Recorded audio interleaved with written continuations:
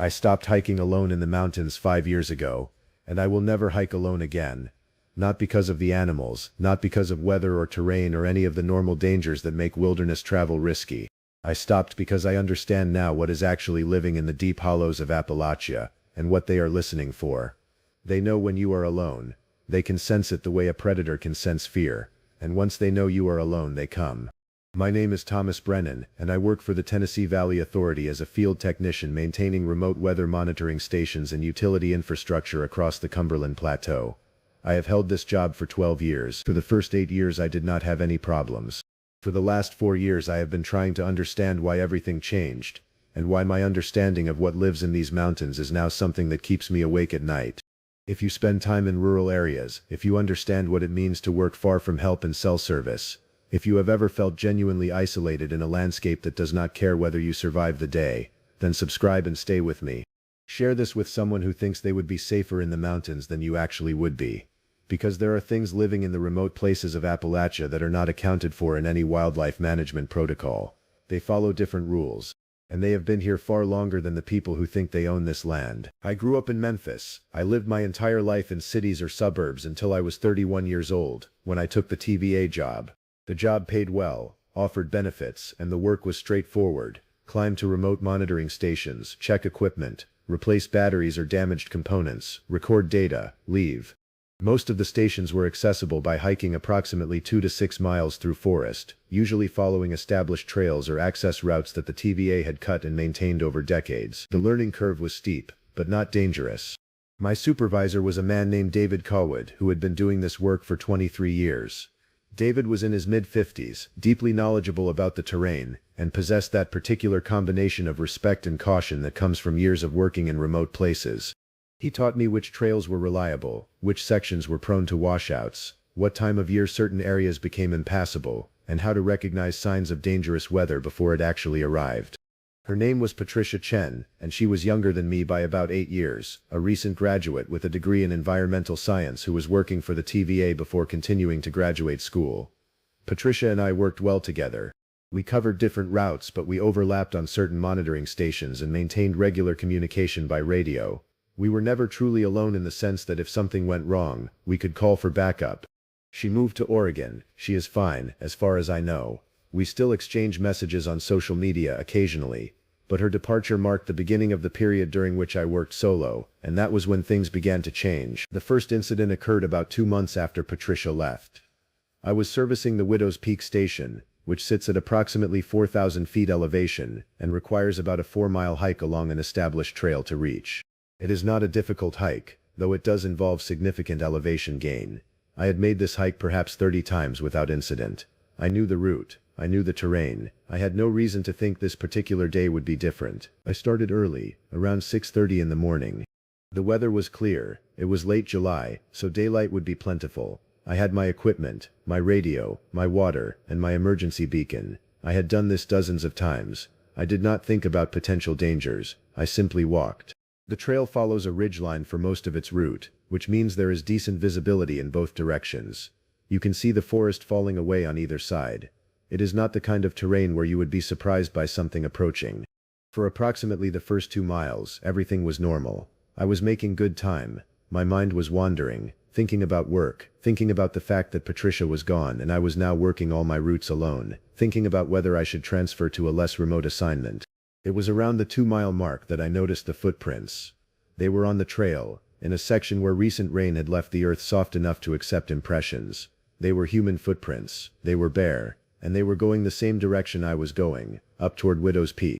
I am mentioning this specifically because bare feet in this terrain are unusual. The ground is rocky, there are thorns. The terrain is not friendly to unshod feet, especially not maintained trails where you would expect people to wear boots. I assumed someone else was hiking toward the station. This was not concerning. The station was public land. People were allowed to be there. Perhaps there was another hiker on the trail, ahead of me. Or perhaps the footprints were old, from days before, and the recent rain had just made them visible.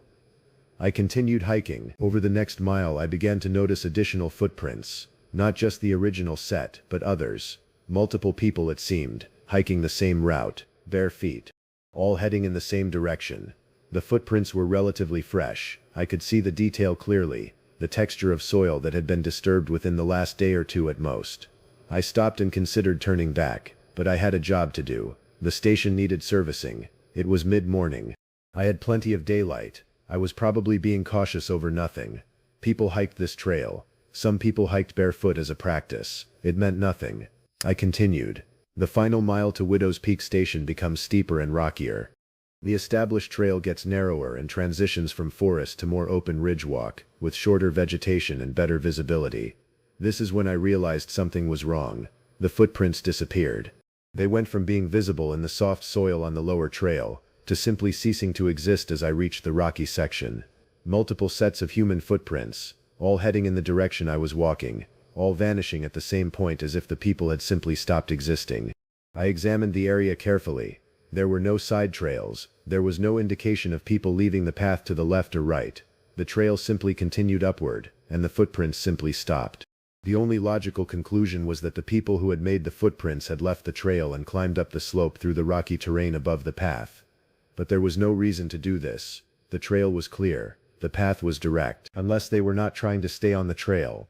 Unless they were deliberately leaving the path and moving through the rocky terrain for a reason. I reached Widow's Peak Station about 30 minutes later.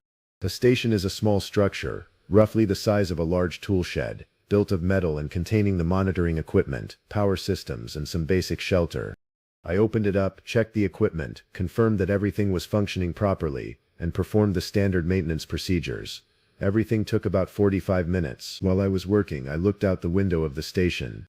The vista from Widow's Peak is impressive. You can see for miles in multiple directions.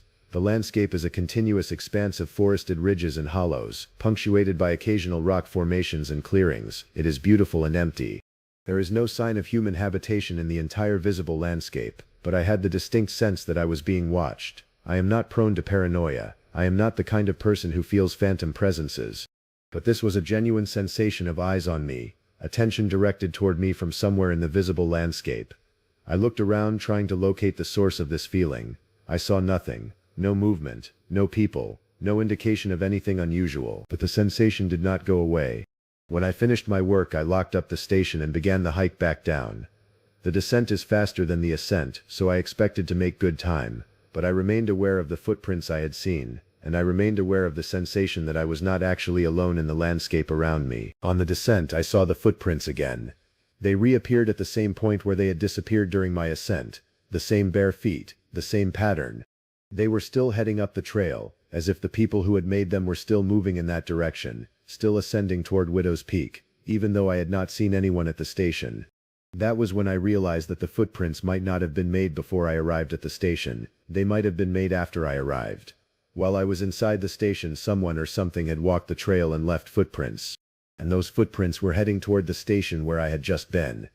I did not run. Running on a steep downhill trail is dangerous, and I am trained enough to know not to panic over unknown circumstances, but I did walk faster, and I kept looking over my shoulder. I did not see anyone else on the trail during the remainder of my descent. When I reached the bottom, I was alone. The parking area was empty except for my truck. Everything was normal. I reported what I had seen to David Cowwood when I returned to the office. I told him about the footprints, about the bare feet, about the people who seemed to have disappeared from the trail in the rocky section. I told him about the footprints reappearing and heading toward the station while I was there. David listened without interrupting. When I finished, he asked if I had seen any people. I said no. He asked if the footprints could have been old, from before my hike. I said they were fresh. The detail was too clear. They had been made recently. He asked if I wanted to file an official report. I said I did not know if there was anything to report. I had seen footprints. There was no indication of criminal activity or danger. I was just unsettled by the experience. David was quiet for a moment. Then he said, "There are people living in the deep parts of these mountains. Not officially, not documented, but they are there. Some of them are survivalists or people who have chosen to live off-grid. Some of them are probably criminals hiding from law enforcement. Some of them are just people who have chosen to be feral, for lack of a better word. They stay in remote areas. They do not interact with official society. Occasionally hikers encounter them. Usually there is no problem. They stay away from people. People stay away from them." I asked if these people were dangerous. David said, "Not inherently, but they are unpredictable. They follow different rules, and if you encounter them, the best thing to do is leave the area and not go back. I asked if he had ever encountered them. He said yes, once, about 15 years ago. He had been alone on a hiking route, and he had seen a group of people watching him from a distance. They had not approached, they had simply watched. When he left, they did not follow, but the experience had unsettled him enough that he never hiked that particular route alone again. I asked if he thought the footprints I had seen were from these people. He said probably. He said that the bare feet made sense because people living feral in the mountains would not have consistent access to footwear and would adapt to going without. He said the fact that they had appeared and disappeared on the same trail suggested they were familiar with the terrain and knew how to navigate it in ways that most people did not. He said, just be aware. When you are working alone, there is always someone or something that might be interested in you. Be aware of your surroundings. If you see signs of people, especially unusual signs like bare footprints or watching behavior, file a report and request to work the route with a partner. I said I understood, but over the following weeks I continued to work alone. The job required it. There was no one else to partner with. The routes had to be completed. I could not let an unsettling experience prevent me from doing my job. The second incident occurred about 3 weeks after the Widow's Peak Station visit. I was working at a different location, Pine Bluff Station, which is accessed by a shorter trail, about 2 miles, through deciduous forest and along a creek. It is considered an easier route than Widow's Peak. It was a clear day in August. I had no reason to think it would be problematic. I completed the station maintenance without any unusual incidents. But on the return hike I encountered something that I could not rationalize as easily as the footprints. I encountered a person. She was standing on the trail ahead of me, about 50 yards distant. She was a woman, perhaps in her 50s, wearing clothing that was ragged and inadequate for the season, a thin jacket that was ripped in multiple places, pants that were stained and tattered. She had long hair that was matted and dirty. She was barefoot, and she was standing perfectly still in the middle of the trail, looking directly at me. I stopped. She did not move. We were both simply standing on the trail, separated by about 50 yards, looking at each other. I said, "Hello." Just a normal greeting, the kind you would offer to anyone you encountered on a hiking trail. She did not respond. She did not speak. She just stared at me. I said, "I am heading back down the trail. I am sorry if I am intruding on your space." Still no response. I began walking forward slowly, thinking that she would move out of the way or step aside to let me pass. But as I walked forward, she did not move. She simply continued to stand in the middle of the trail, watching me. When I was perhaps 30 yards away, she turned and walked into the forest off the side of the trail. Not quickly, not like she was frightened or threatened. She simply turned and walked away, into the dense vegetation, as if she had accomplished whatever she needed to accomplish by standing on the trail and watching me. I did not follow her. I continued down the trail toward the parking area. When I reached it, I was shaking. Not from fear exactly, but from the strangeness of the encounter. The woman had done nothing threatening. She had simply stood there and watched me. But the purposefulness of it, the sense that she was deliberately waiting for me on the trail, was deeply unsettling. I reported this encounter to David, and this time he took it more seriously. He asked for a detailed description of the woman, what she looked like, what she was wearing, whether she had said anything. I told him everything I could remember. He listened, and then he said something that changed how I understood what was happening. He said, "Did she seem surprised that you were there?" I thought about it. I said no. She did not seem surprised. She seemed to already know I was there. David said, "That is the important part. That is the pattern to recognize." I asked what he meant. He said, "The feral people in these mountains, the ones living in remote areas, they seem to have a way of knowing when people are alone. Hikers, workers, people who are out in the wilderness without companions, they know, and they watch. Sometimes they approach, but usually they just watch. It is as if they are checking to see if you are a threat, testing to see how you respond." I said, "How do I respond? What should I do?" He said, "Stay alert. Do not go back to routes where you have encountered them. And if you can, never work alone. Always have a partner. Always have communication. Never be the kind of person who is completely isolated, because they will know, and they will be interested in you."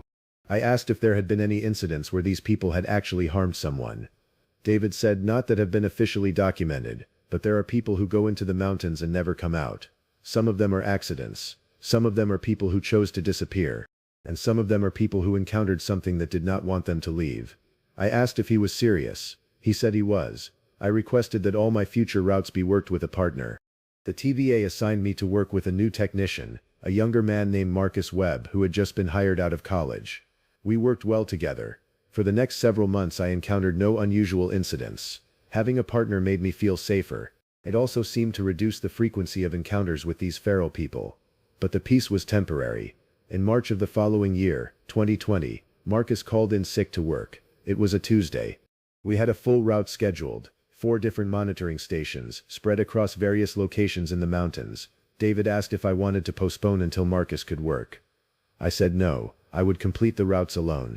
I was being ridiculous, letting an unsettling encounter from months ago prevent me from doing my job. I was trained, I was careful, I would be fine. That was a mistake. I completed the first 3 stations without any unusual incidents. They were all relatively close together, accessed by shorter trails, in areas that had been heavily trafficked and felt safer. But the 4th station, Granite Ridge, required a longer hike through terrain that was more remote. It was a route I had completed many times with Patricia or Marcus, but I had not done alone since the initial incident with the footprints. The hike to Granite Ridge follows a narrower trail through denser forest. There are sections where the visibility is limited. There are places where the trail crosses streams or passes through thick vegetation. It is the kind of terrain where you could easily see something approaching without much warning. I started the hike around 2 in the afternoon. It was a clear day, the weather was good. I estimated I would reach the station by 3:30 and be back at my truck by 5:30, giving me plenty of daylight margin. I am mentioning the time because it becomes important. The first part of the hike was uneventful. I followed the trail, stayed alert, and did not encounter anything unusual. But as I was approaching the station, I was probably about a quarter mile away, I became aware that I was not alone. It was not a visual encounter, I did not see anyone. But I could sense a presence, or presences, moving through the forest parallel to the trail. There was a sound, not loud, but distinct, of movement. Footsteps, multiple footsteps, keeping pace with me. I stopped and listened. The movement stopped as well. I continued walking. The movement resumed. They were tracking me. I considered turning back, but I was close to the station. I was close to my objective, and I was not in immediate danger. There was no indication that these people meant me harm. They were simply following, watching, testing. I reached Granite Ridge Station and secured it, checking all the systems and performing the necessary maintenance. The entire process took about an hour. During that time the sense of presence did not go away. I could feel them out there, in the forest surrounding the station, waiting. When I finished and stepped outside to lock the station, I saw them. There were 3 people, positioned in a rough semicircle around the station, perhaps 50 feet distant. All of them were barefoot. All of them were watching me. 2 of them were men. One was the woman I had encountered at Pine Bluff months before. I recognized her immediately. Same matted hair, same ragged clothing, same posture, standing perfectly still, observing. I did not panic. I did not run. I simply looked at them, acknowledged that I had seen them, and began walking down the trail toward my truck. I did not speak. I did not make any threatening gestures. I just walked. They did not follow me down the trail, but I could sense them moving through the forest parallel to the path, keeping pace with me, tracking me. It took me approximately 45 minutes to hike back to my truck. For 45 minutes I was aware that I was being followed by people who wanted to observe me or test me or perhaps something else entirely. When I reached my truck, I immediately got in and drove away. I did not look back. I did not stop. I went directly to the TVA office and reported what I had seen. This time David called in law enforcement. A ranger from the National Park Service came and took my official statement. I described what I had seen, the 3 people, their appearance, the fact that they had been tracking me. The ranger asked if they had threatened me or approached me aggressively. I said they had not. They had simply followed and watched. The ranger said that there was not much that could be done. The area was remote. The people I had described were not engaged in any criminal activity that I could identify. They had followed me, but following someone is not illegal in most contexts. The ranger asked if I wanted to file a report about feeling threatened, but I could not in good conscience claim that I felt threatened when they had done nothing explicitly threatening. The ranger said I would recommend avoiding the Granite Ridge route for a while. If these people are territorial, you might be intruding on their area. If you avoid it, they will probably leave you alone. I took this advice. I requested that I be reassigned away from the routes where I had encountered these people. The TVA allowed this. For the next several months I worked different areas that were more accessible and more frequently trafficked. During this time I had no unusual encounters, but I had changed. Something in how I perceived the wilderness had altered. I began to understand that the mountains were not empty space waiting for my work and my presence. The mountains were home to something else, something that lived by different rules, something that knew how to move through the landscape in ways that I did not understand. In August of that year I was reassigned back to my original territory. The Granite Ridge route was back on my schedule. David said that they had not received any reports of unusual activity in that area for months. He said the people, if they had been there, had probably moved on. The reassignment was necessary. They needed technicians to cover the established routes. I did not like it, but I accepted it.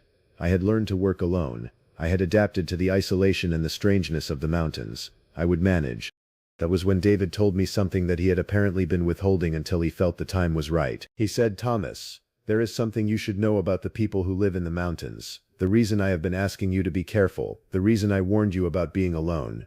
I said, "What?" He said, "They know when you are alone. I do not know how they know. Some kind of sense, some kind of awareness that they have developed from living in that landscape. But they can tell the difference between someone who has a companion and someone who is isolated. They do not approach people who have partners, but they approach people who are alone. And the longer someone spends alone in those mountains, the more interested they become." I said, "Interested in what?" He said, "I do not know, but I know that they have been watching you, and I know that the more time you spend alone, the more contact you will have with them. Eventually they will do more than just follow and watch." I asked him how he knew this. He said, "Because my brother went into the mountains 30 years ago. He was alone. He had a job similar to yours, and he encountered these people. He was alone often, working in remote areas. The encounters became more frequent. He said they were testing him. He said they were trying to figure out if he was a threat to them, and eventually the testing became something else." I asked what happened to his brother. David did not answer immediately. Then he said, "He disappeared." About 6 months after the encounters became regular. He was hiking a route that he had done hundreds of times. He never returned. A search was conducted, but nothing was found. No body, no equipment, no indication of what happened to him. The official report was that he had probably fallen and been lost in the terrain. But I knew better. I knew what he had been encountering before he disappeared. I did not know what to say. David said, "I am telling you this because I do not want the same thing to happen to you. You need to leave this job. You need to get away from these mountains. Because the more time you spend alone here, the more interest you will attract. And eventually that interest will become dangerous." I said, "Why did you not tell me this earlier, when I first encountered them?" He said, "Because I was not sure if it was really happening. I was not sure if my brother's disappearance was connected to these people, or if it was just a tragedy. But watching what has happened to you, seeing the pattern repeat, I am more certain now. And I cannot let you continue without warning you." I thought about quitting. I seriously considered it. But I had been in the job for 11 years. I had seniority. I had benefits. I had a house that I had bought partially based on the job security. I could not simply walk away because of what might be an irrational fear based on encounters with people who had done nothing explicitly threatening. I told David that I would be careful. I said I would always maintain communication. I said I would never stay late or put myself into situations where I was isolated for extended periods. He said that will not be enough. But I was committed. I stayed. Over the following years I continued to encounter these people. The encounters became more regular. They became more direct. But they remained within a boundary. They watched. They followed. They appeared on trails. But they did not actually attack or harm me. It was as if they were conducting an ongoing test, trying to determine what I was and what I wanted. I learned their patterns. I learned that I was most likely to encounter them on routes where I was alone. I learned that having a partner, or even the knowledge that I had recently worked with a partner on a different route, seemed to reduce the frequency of encounters. I learned that the woman I had first seen at Pine Bluff was clearly a leader or significant member of their group. I learned that they communicated with each other through sounds that were almost like bird calls, but not quite. I learned that they never approached me directly unless I was showing signs of panic or fear. I developed a strategy. I would complete my work quickly and efficiently, minimize the time I spent in remote locations, and never show fear or aggression.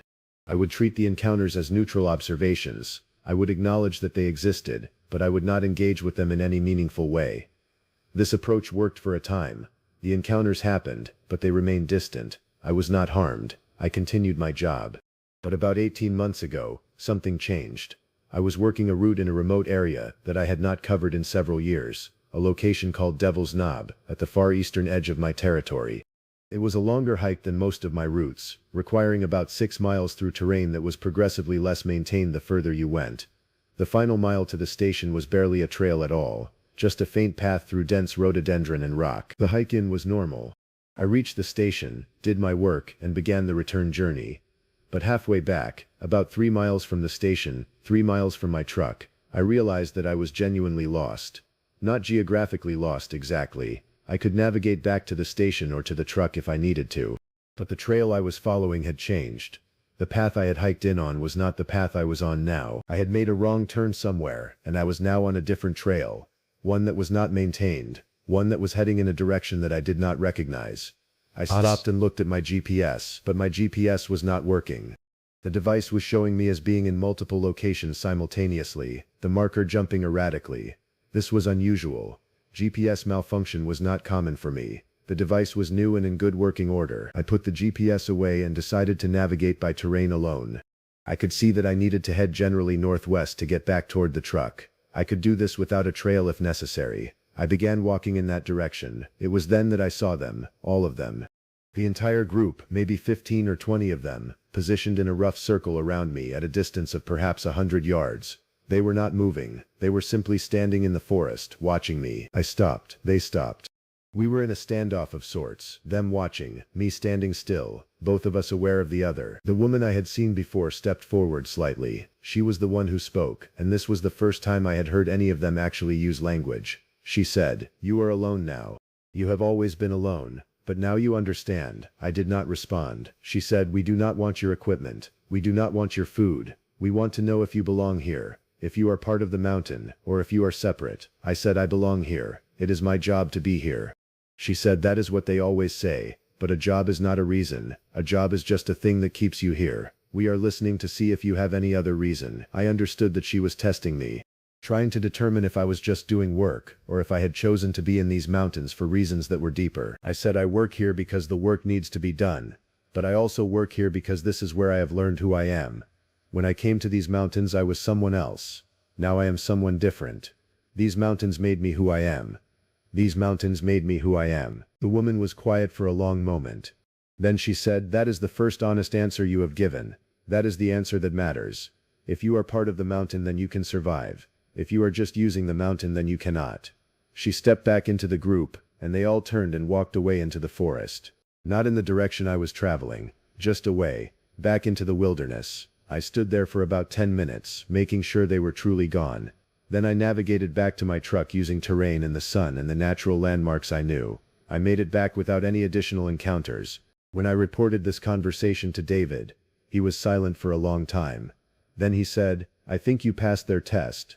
I asked him what he meant. He said, "I think you answered in a way that showed them you are not just a passerby. You are not just a worker using the mountains. You are someone who has been changed by them. You are someone who belongs there in a way that most people do not. And I think they have decided to leave you alone."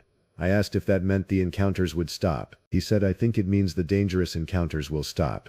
But they will still be there. You will still feel them watching. You will still see them occasionally. But they will not approach you with the intention of testing or capturing you. You have been accepted, in their way." Since that encounter, the pattern has changed. I still see these feral people occasionally. I can still sense their presence in the landscape. But they do not approach me in the threatening or testing way they did before.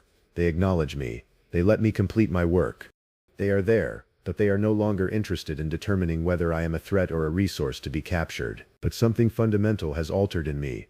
I no longer view the wilderness as empty space. I view it as inhabited. I view it as a place with its own rules and its own people. And I understand that these people, the feral inhabitants of the deep mountains, operate according to principles that are not compatible with modern society or modern morality. They know when you are alone. They can sense that specific vulnerability, that isolation that comes from being apart from human society and human protection. And while they have left me alone, I know that they would not extend the same courtesy to someone who came into their space, alone and unaware, who had not been changed by the mountains. If you ever find yourself working alone in remote Appalachian terrain, if you ever find yourself isolated in those mountains for extended periods, leave a like and subscribe and send this to someone you care about, because you are going to want someone to know where you are and that you are not truly alone, even if you feel like you are. Because the mountains themselves are not empty, they are home to something that has learned to recognize solitude, and they are very good at finding people who think they are alone. The full incident reports from my encounters, the statements I gave to park rangers, and the documentation of the trajectory of events over the years are available to channel members for anyone who wants to examine the evidence directly and understand how this pattern develops. These details matter because they show that this is not random. This is systematic. These people are conducting a deliberate assessment of anyone who enters their territory. The knowledge I have now is this: I will never be truly alone in those mountains again. Not because I am surrounded by people in the traditional sense, but because I am surrounded by witnesses, by observers, by something that has chosen to accept my presence but that will always be watching. And sometimes when I am hiking alone, which I still do, but not in the deep mountains anymore, only on the more trafficked routes, I can feel them still tracking me, not threatening, not testing, just maintaining awareness, keeping track of someone they have decided is part of their world.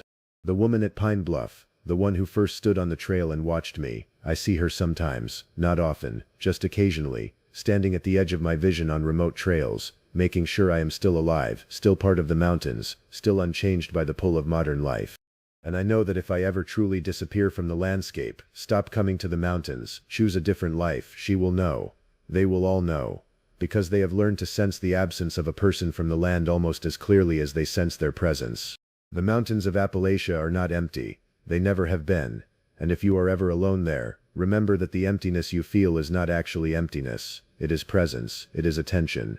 It is something that has learned to recognize the specific vulnerability of a person without companions, without backup, without the safety of human community. They know when you are alone. And now that you know they are there, you will never be able to unhear that truth. The recordings are still in my safe. I have not deleted them, and I have not shared them, and every person I have told about them has advised me to do one or the other. But I cannot delete evidence, and I cannot share something that would mark me as either unstable or as someone who documented something that should have remained undocumented. So the recordings remain in my possession, and I remain the only person who has heard them in their entirety. That burden has altered the way I understand what we know about the deep places beneath Kentucky. My name is Richard Garrett, and I spent 34 years as a cave surveyor and environmental specialist for the Kentucky Department of Parks. My job for most of my career was to map cave systems, monitor water quality, assess geological stability, and ensure that the caves open to tourism remain safe for public access while also remaining protected from damage. I retired in 2018. I am now 68 years old. I spent more of my life underground than above ground, and I learned things about what exists in those places that standard geology does not account for. If you have ever been in a commercial cave system, if you have ever descended into darkness lit only by artificial light, if you have ever felt the weight of stone above you and understood in a physical way that you are inside the earth, then subscribe and stay with me. Share this with someone who thinks they understand what lives in those closed spaces, because there are things beneath Kentucky limestone that are not explained by any cave formation theory, and I have recorded proof of their existence. I grew up in Bowling Green, Kentucky, in a family that had been in the region for 4 generations. My father was a surveyor, not of caves but of land. He taught me how to read elevation, how to understand topography, how to think about the relationship between what is visible on the surface and what exists beneath it. When I was 17, he took me on a professional cave survey with a team from the University of Kentucky. I rappelled into a vertical shaft, stood on formations that had taken centuries to build, and understood in that moment that I had found my life's work. The Kentucky cave systems are extraordinary. There are over 40,000 known caves in Kentucky, and estimates suggest there are many thousands more that have not been officially discovered or surveyed. The limestone bedrock makes the entire state essentially a vast system of passages and chambers and underground rivers.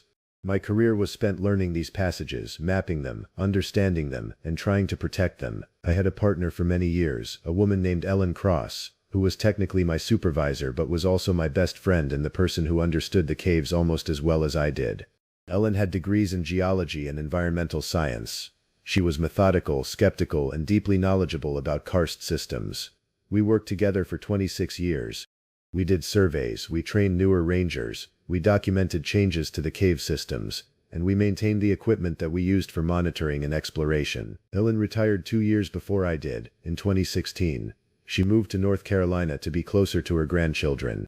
Our professional relationship ended then, though we remained close friends. We would email occasionally, we would talk on the phone, but I was no longer working with the person who understood the limestone country the way I did. My final 2 years of work were spent supervising younger rangers and completing one major survey project, a comprehensive mapping of a cave system in western Kentucky that had been partially explored but never completely documented. The system was called Beneath Meadow, and it was accessible only through a privately owned property, with permission from the landowner. The owner was a man named Thomas Klein, who was cooperative but cautious. He did not want the cave system becoming a tourist destination. He wanted it preserved in its natural state. The survey project took approximately 18 months, conducted in phases, with multiple trips into the system to map passages, measure chambers, document formations, and take water samples. it was comprehensive work. It was the kind of project that would serve as a reference document for decades.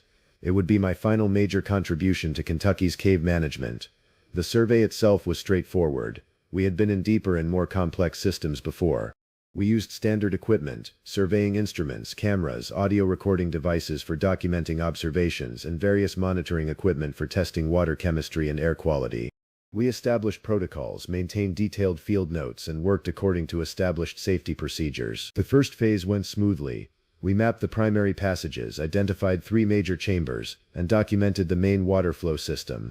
We found nothing that was particularly unusual. The formations were beautiful: stalactites and stalagmites, flowstone, cave pearls. The geology was consistent with what we expected. The water was clean. There were no signs of unusual bacterial or chemical composition.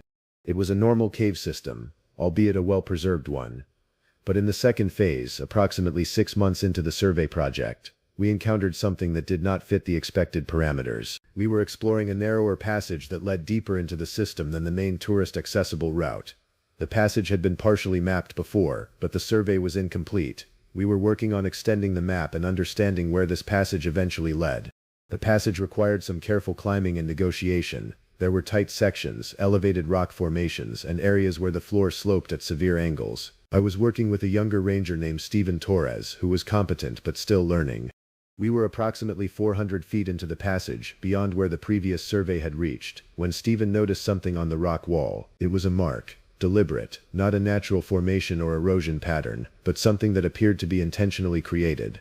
It was a series of scratches arranged in a pattern that resembled, quite distinctly, writing or symbols. Stephen called me over. I examined the mark. It was definitely intentional. The scratches were consistent in depth and pattern. Someone or something had deliberately created this marking on the cave wall. The question was when, and what it meant. I photographed it. I documented the location in the survey. I noted that the mark appeared to be weathered, not recent, but not ancient either. Estimating the age of such a mark without chemical analysis is nearly impossible, but my best assessment was that it had been created within the last 50 to 100 years, which meant it had been created by a human or by something that was mimicking human behavior. I reported the discovery to Ellen, though she was no longer officially part of the team. I sent her photographs. Ellen responded with skepticism. She suggested that someone may have entered the cave system during an earlier exploratory period and left a marker. She suggested that it might even be a mark left by previous surveyors that we had somehow missed in earlier phases. None of these explanations were satisfying, but they were all plausible. I accepted them provisionally and continued with the survey. In the third phase of the survey, we found the recordings. We were continuing to map the narrow passage, trying to establish where it led. The passage was becoming progressively smaller. The ceiling was lower, the width was narrower, but it was still navigable. We were probably 800 feet into this particular section, deeper than anyone had apparently gone in this cave system in recent history. The passage opened into a small chamber, not particularly large, perhaps 15 feet wide and 12 feet high. It appeared to be a dead end, with no further passage leading forward. But in this chamber we found objects. The first object I noticed was a metal box. It was corroded, but clearly identifiable as a storage box of some kind. It was perhaps 2 feet long and 1 foot wide, made of steel with a hinged lid. It had been placed on the chamber floor, positioned deliberately, not randomly. Stephen said, "Someone brought that in here. Someone put that there intentionally." I agreed. The question was why, and when. The box was heavily corroded, suggesting it had been there for years, but it had been placed carefully, not dropped or lost. It had been brought to this specific location for a reason. I approached the box carefully. I did not touch it. I photographed it from multiple angles. The corrosion was heavy, but the lock mechanism was still intact, though rusted. I could see seams where the lid met the body of the box. It was clearly a lockable container that had been secured, though I could not determine if it was still locked or if the lock had simply frozen due to corrosion. I was documenting the box when Stephen called my attention to something else. Behind the box, pushed against the chamber wall, was another object. This one was more recent. It was a canvas bag, weathered but recognizable as a modern piece of equipment. Inside the bag, when I carefully examined it, was a recording device. An old digital audio recorder, the kind that was common in the 1990s and early 2000s. The device still had power in its battery. The display was faintly illuminated. The device was clearly old, but it appeared to still be functional. And then I noticed something even more disturbing. The display showed a record indicator. The device was not just sitting dormant, it appeared to be actively recording. Or it had been recording, and the battery had begun to fail, causing the display to behave erratically. Stephen asked if we should open the box. I said no, not without proper documentation and without understanding what we were looking at. I took photographs of everything. I made detailed notes of the chamber, the placement of objects, the positioning. I did not touch either the box or the recording device. We finished our survey of that chamber and retreated back down the passage. On the hike out of the cave system, I told Stephen that we would report this discovery to the authorities and follow proper protocols for investigating artifacts found in a protected cave. Stephen seemed relieved. He said he had felt uncomfortable in that chamber. He said something about it had seemed wrong. He could not articulate what exactly, but he had felt it. I felt it too, though I did not say so to Stephen. When I reported the findings to my supervisor, there was immediate concern. Artifacts found in caves are protected by law. The box and the recording device could not simply be removed without proper documentation and potentially archaeological oversight. An investigation was initiated. 3 weeks later, I was allowed to return to the chamber with a small team that included a state archaeologist, a sheriff's representative, and 2 park rangers. We conducted a careful removal of both objects, photographing and documenting every step. The recording device was examined first. It was dried out, its internal components corroded by years of exposure to cave moisture. But specialists believed they might be able to recover the data from the device if they sent it to a more specialized facility. The metal box was more mysterious. We could see that it had been sealed, and there was something inside that created bulk, but the corrosion had fused the lock mechanism. Opening it without potentially damaging contents would require careful work. The box was sent to a conservation lab in Louisville. The recording device was sent to a digital forensics facility in Lexington. I was asked to write a detailed report of the discovery, which I did, and then I waited to learn what had been placed in that chamber beneath the limestone. 6 weeks later, I received a call from the archaeologist who had been part of the recovery team. Her name was Dr. Margaret Holloway. She said that they had been able to open the box. She said that the contents were unusual. She said that she needed to speak to me in person before discussing the details. I met with her at her office at the university. She had the metal box, now cleaned and conserved, sitting on her desk. The contents had been carefully removed and were now in conservation chambers, being treated for their deterioration. Dr. Holloway said, "What was inside the box appears to be documentation of some kind. Photographs, documents, and what looks like a handwritten journal or log. The pages are damaged, but some of it is readable. The box was sealed approximately 50 years ago, based on our analysis of the corrosion and the dating of the materials inside." She showed me the journal pages. They were photographed to preserve them, and the photographs were clear enough to read. The handwriting was clear, dated, and specific. The journal appeared to be a record of observations made over a period of approximately 5 years. The entries were periodic but consistent, at first weekly, then monthly, then sporadic. The last entry was dated May 15, 1972. I asked what the person had been observing. Dr. Holloway did not answer immediately. She said, "Mr. Garrett, the journal describes systematic observations of what the author refers to as the things that live in the limestone. The author describes these observations as ongoing over a 5-year period, with measurements, physical descriptions, audio recordings, and behavioral notations. The author appears to have been an educated person. The writing is precise and scientific in nature, but the subject matter is unusual." I asked what the author had documented. She said, "The author describes creatures or entities living in the deeper passages of this cave system. The author refers to them as the limestone dwellers. According to the journal, these entities are intelligent, communicate with each other in ways the author could not fully comprehend, and appear to be aware of the author's presence during the observations. The author reports that the entities demonstrated curiosity about human presence in the caves. The author also reports that the entities engaged in what might be described as testing or confrontation behavior on several occasions." I did not respond immediately. I was trying to process what she was telling me. I was trying to find a rational explanation for what I was hearing. Dr. Holloway continued. "The author placed the box in the chamber as what appears to be a conclusion to the study. The box contains the journal, photographs, and various other materials that were documented during the observation period. The author's final entry expresses uncertainty about whether the documentation should be preserved or destroyed. The author settles on preserving it, placing it in the sealed box and hiding it in the chamber, presumably hoping it would be found by someone who could understand its significance." I asked if we had been able to identify who had created the journal. She said, "Not with certainty. The box contains no name. The journal is unsigned. But based on the dating and the handwriting, we believe the author was likely someone with access to the cave system during the late 1960s and early 1970s. Someone who was conducting some form of independent research or observation study. I asked about the recording device. Dr. Holloway said, "The recording device is the other matter I wanted to discuss with you. The digital forensics team was able to recover data from the device's memory despite the corrosion. The device contains multiple audio files, most of them are too degraded to recover. But 3 of them are sufficiently intact that they can be played back. I listened to them. They are disturbing." She said this quietly. She handed me a set of headphones and played the first file. What I heard was the sound of a cave. The ambient noise of a cave. Water dripping, wind moving through passages, the subtle sounds of air circulation. And over this background sound there was breathing, labored breathing, as if someone was exerting themselves, and voices. A human voice, speaking in whispers. "It is approaching from the south passage, holding position, observing me. The water reflection shows at least 2 of them, possibly 3. They are exhibiting the herding behavior pattern I documented in observation 12. And then underneath the human voice there were other sounds. Sounds that I can only describe as vocalizations, but not human vocalizations. They were clicks and low-frequency rumbles, patterned but utterly alien. They seemed to come from somewhere in the cave around the recording device." The human voice continued. "They are responding to my vocalization. They seem to be attempting communication. The frequency patterns suggest they may be perceiving the recording device. They appear aware of the technology." And then the audio file cut off abruptly, as if the recording had been stopped or the device had malfunctioned.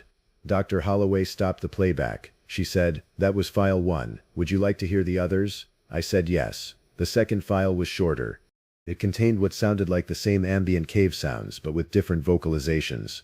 The alien sounds were more pronounced in this recording. They seemed closer to the recording device. The human voice was absent, or so quiet as to be inaudible beneath the inhuman sounds. The third file was the most disturbing. It began with silence, just the ambient cave sound, the water, the wind. Then there was a scream.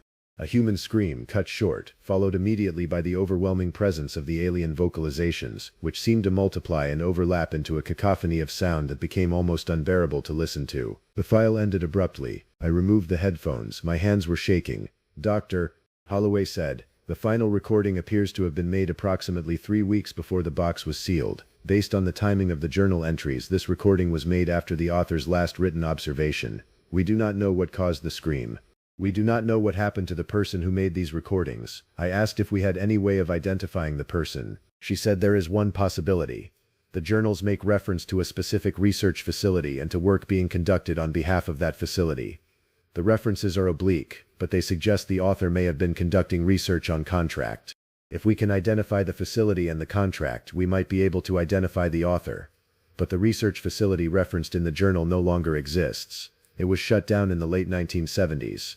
Records have been difficult to locate." She paused. Then she said, "Mr. Garrett, I need to ask you something. In your 34 years working in Kentucky cave systems, have you ever encountered anything unusual? Anything that did not fit standard cave ecology or geology?" I should have lied. I should have said no. But I was too shaken by what I had heard to dissemble.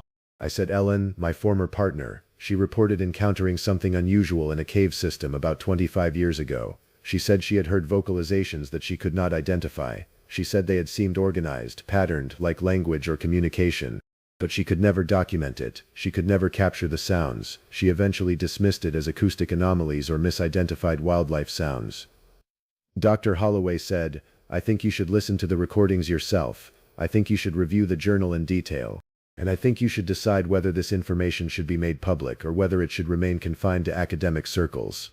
She gave me copies of the recordings on a secure digital device. She gave me high-quality scans of the journal pages. She gave me copies of the photographs from the metal box, and she asked me to consider carefully what I wanted to do with this information. I took everything home. Over the course of the following weeks, I listened to the recordings repeatedly. I read through the journal entries line by line. I examined the photographs, and I began to understand what the author had been studying. The photographs showed things in the cave that did not match any known species of cave fauna. They showed forms, shapes captured in the darkness that were organized in ways that suggested intentionality. Some photographs showed what appeared to be tools or objects being used by these forms.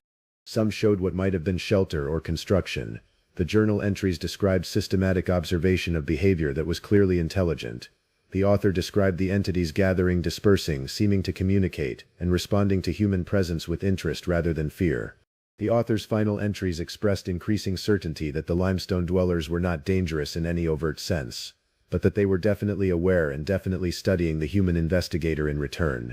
The author's last entry concluded, "I believe I have been accepted into their environment. I no longer feel like an observer. I feel like I am being studied by something that is trying to determine whether I am a threat or a resource. I believe the next phase of this interaction will require me to leave the sealed chamber and make deeper contact. I am not certain if this is a good decision, but I believe it is necessary." That was the final entry. 3 weeks later, the audio recording was made. The scream on that recording may have been the consequence of that decision to make deeper contact. I contacted Ellen and asked her to meet with me. I played her the recordings and showed her the journal. She listened and read in silence, and when she was finished, she said something that I did not expect. She said, "Richard, I need to tell you something. When I reported hearing those vocalizations 25 years ago, I was not telling you the full truth. I heard much more than I told you. I heard them clearly. I documented them.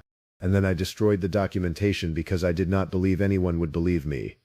I asked her why she had not told me. She said because I was afraid. Because what I heard was undeniably intelligent communication. Because it suggested that there was something in those caves that should not be documented or exposed. And because I thought that if I kept it secret, it would stay secret. I asked her if she had heard them since. She said yes.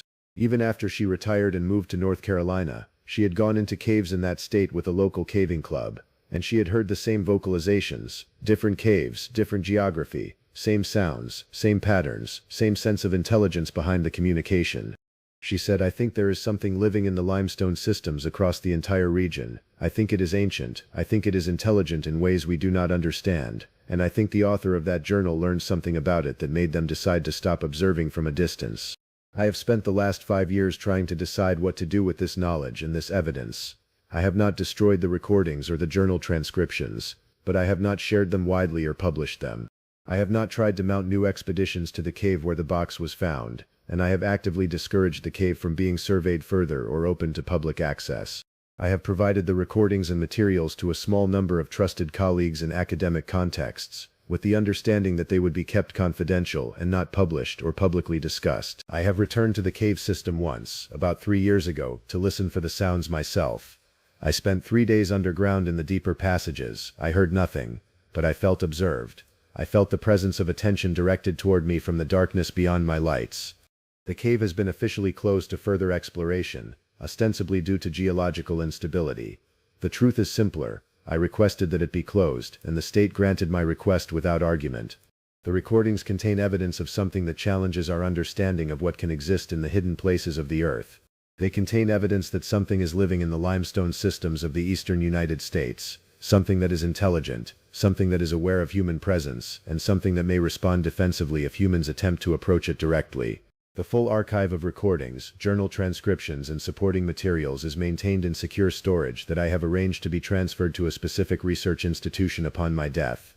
Channel members can access detailed documentation of the acoustic analysis, the journal transcription, and the photographs recovered from the cave system for anyone who wants to examine the evidence independently and reach their own conclusions about what these recordings represent. But I need to be clear about what I believe the recordings demonstrate. I believe they demonstrate that beneath the limestone of Kentucky and the surrounding region, there exists a species or form of intelligence that has remained unknown to modern science. I believe it is aware. I believe it communicates, and I believe it is aware of human presence in its domain. And I believe that anyone who seeks to study it directly, to approach it intentionally, may face consequences similar to whatever happened to the person who made that final recording. The author of the journal entered the deeper passages to make direct contact. The author's scream on that recording suggests that contact was made. The author's subsequent disappearance suggests that whatever contact occurred had fatal results.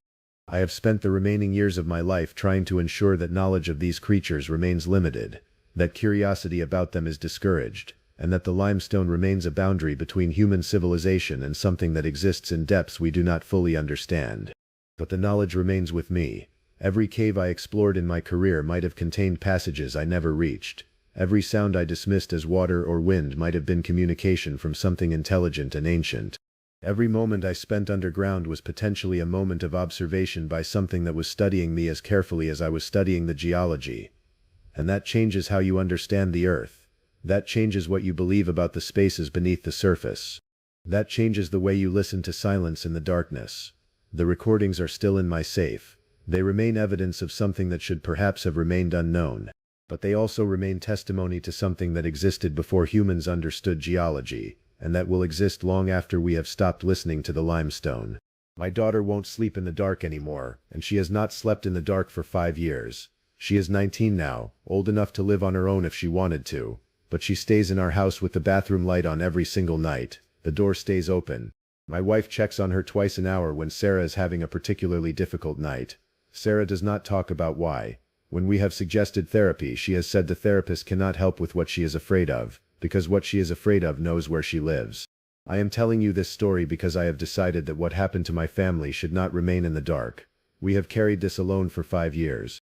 The official account is that we were lost in a cave system for approximately 72 hours and were rescued by park rangers after we activated an emergency beacon. That is the story. That is also not the complete story. If you have ever spent time in the mountains, if you have ever felt that specific combination of beauty and isolation that comes from being surrounded by elevation and wilderness, if you understand what it means to be in a place where help is hours away and communication is unreliable, then subscribe and stay with me. Share this with someone who thinks they would have been smarter or braver than we were, because there were moments down there where intelligence and bravery meant nothing at all. I was 43 years old at the time of this trip. I work as a structural engineer for a firm in Knoxville, which means I spend most of my time in an office looking at blueprints and calculations and computer models. My wife Rebecca is a physician, emergency medicine specifically, so her days are filled with controlled chaos and immediate decisions. Our children were 14 and 12 at the time. Sam was the older, a typical teenage boy who would have rather been anywhere else. Sarah was the younger, still in that stage where she wanted to be wherever her parents were, which was beginning to change as she grew older. The trip to the Smoky Mountains was meant to be a reconnection. Rebecca's parents had taken us to those mountains when I was first dating her, decades ago, and we wanted to show Sam and Sarah the same trails, the same views, the same sense of scale and permanence that had made us fall in love with that part of the country. We booked a cabin in the foothills, not far from Cades Cove, for a long weekend in late September. The weather forecast looked perfect, the crowds would be minimal. It seemed like the kind of trip that would give us the rest and perspective we all needed. We arrived at the cabin on a Thursday afternoon. The place was modest but well maintained. 2 bedrooms, a small kitchen, a porch with rocking chairs that looked out over a valley that grew darker and more textured as the sun dropped behind the western ridge. We unpacked, made sandwiches for dinner, and I spent the first evening sitting with Rebecca while the kids did whatever it is that teenagers do on vacation, which mostly seemed to involve their phones and earbuds. The next morning we set out to hike the Abrams Falls Trail. This is not a dangerous trail. It is well marked, heavily trafficked, and takes roughly 4 hours round trip for a family at a moderate pace. The trail winds along Abrams Creek and ends at a moderate waterfall. There are sections with some elevation gain but nothing extreme. I wanted to start with this trail because it was familiar enough to feel safe but interesting enough to impress the kids. We started early, around 7 in the morning, before most of the tourist traffic clogged the parking areas. There were maybe a dozen other vehicles in the lot. The day was cool and clear, the kind of September day where the air is crisp but the sun is still warm. I remember Rebecca commenting that she could smell the water in the air, and Sarah asking if that was actually a thing or if Rebecca was just being romantic. Rebecca said both could be true. We made good time down the trail. The section along the creek was beautiful. Sycamores hanging over the water, visible fish in the shallows, the constant sound of water over stone. Sam was quiet but cooperative. Sarah asked questions constantly. I remember her noticing that the moss on one side of the trees was thicker than on the other side, and asking if that meant the trees were rotating. I told her the moss grew thicker on the north-facing side, where it stayed damp.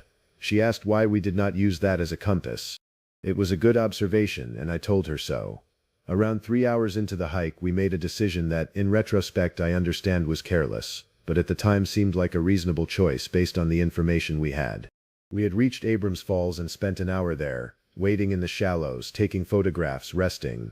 Sarah had collected several interesting rocks. We had plenty of time before dark. The trail was well marked. The weather was still perfect. There was a secondary trail that branched off from the main road about a half-mile back down the path. It led to a collapsed shelter structure that was supposedly interesting from a historical perspective.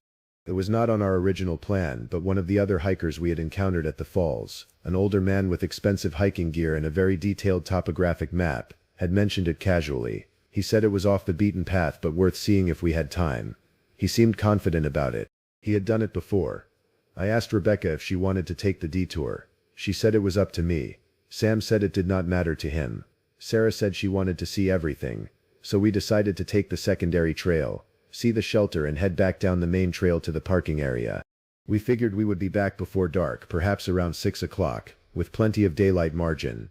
That was the decision. That was the threshold. The secondary trail was narrower than the main path. It was still marked. I could see the occasional painted blaze on the trees, but the markings were less frequent. The vegetation was heavier, and the canopy blocked more light. I noted that we had not seen many other people on this trail, which made sense given that it was not part of the standard route. Rebecca stayed close to me. Sam walked behind with Sarah, who was still collecting rocks and pointing out various plants and animals. I am mentioning these details because they became important later.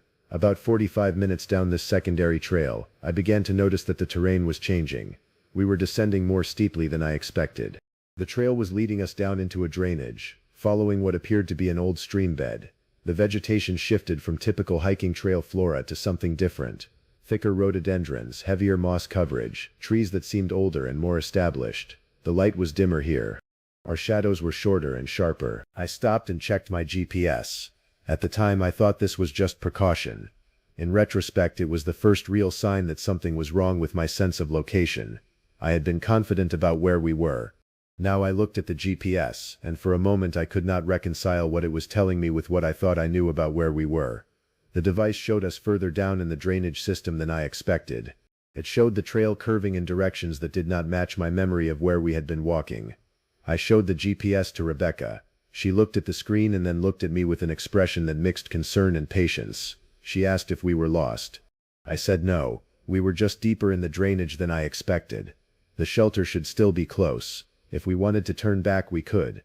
She said she trusted my judgment. We continued. The trail became even fainter. I could still see occasional blazes, but they were more worn, less regular.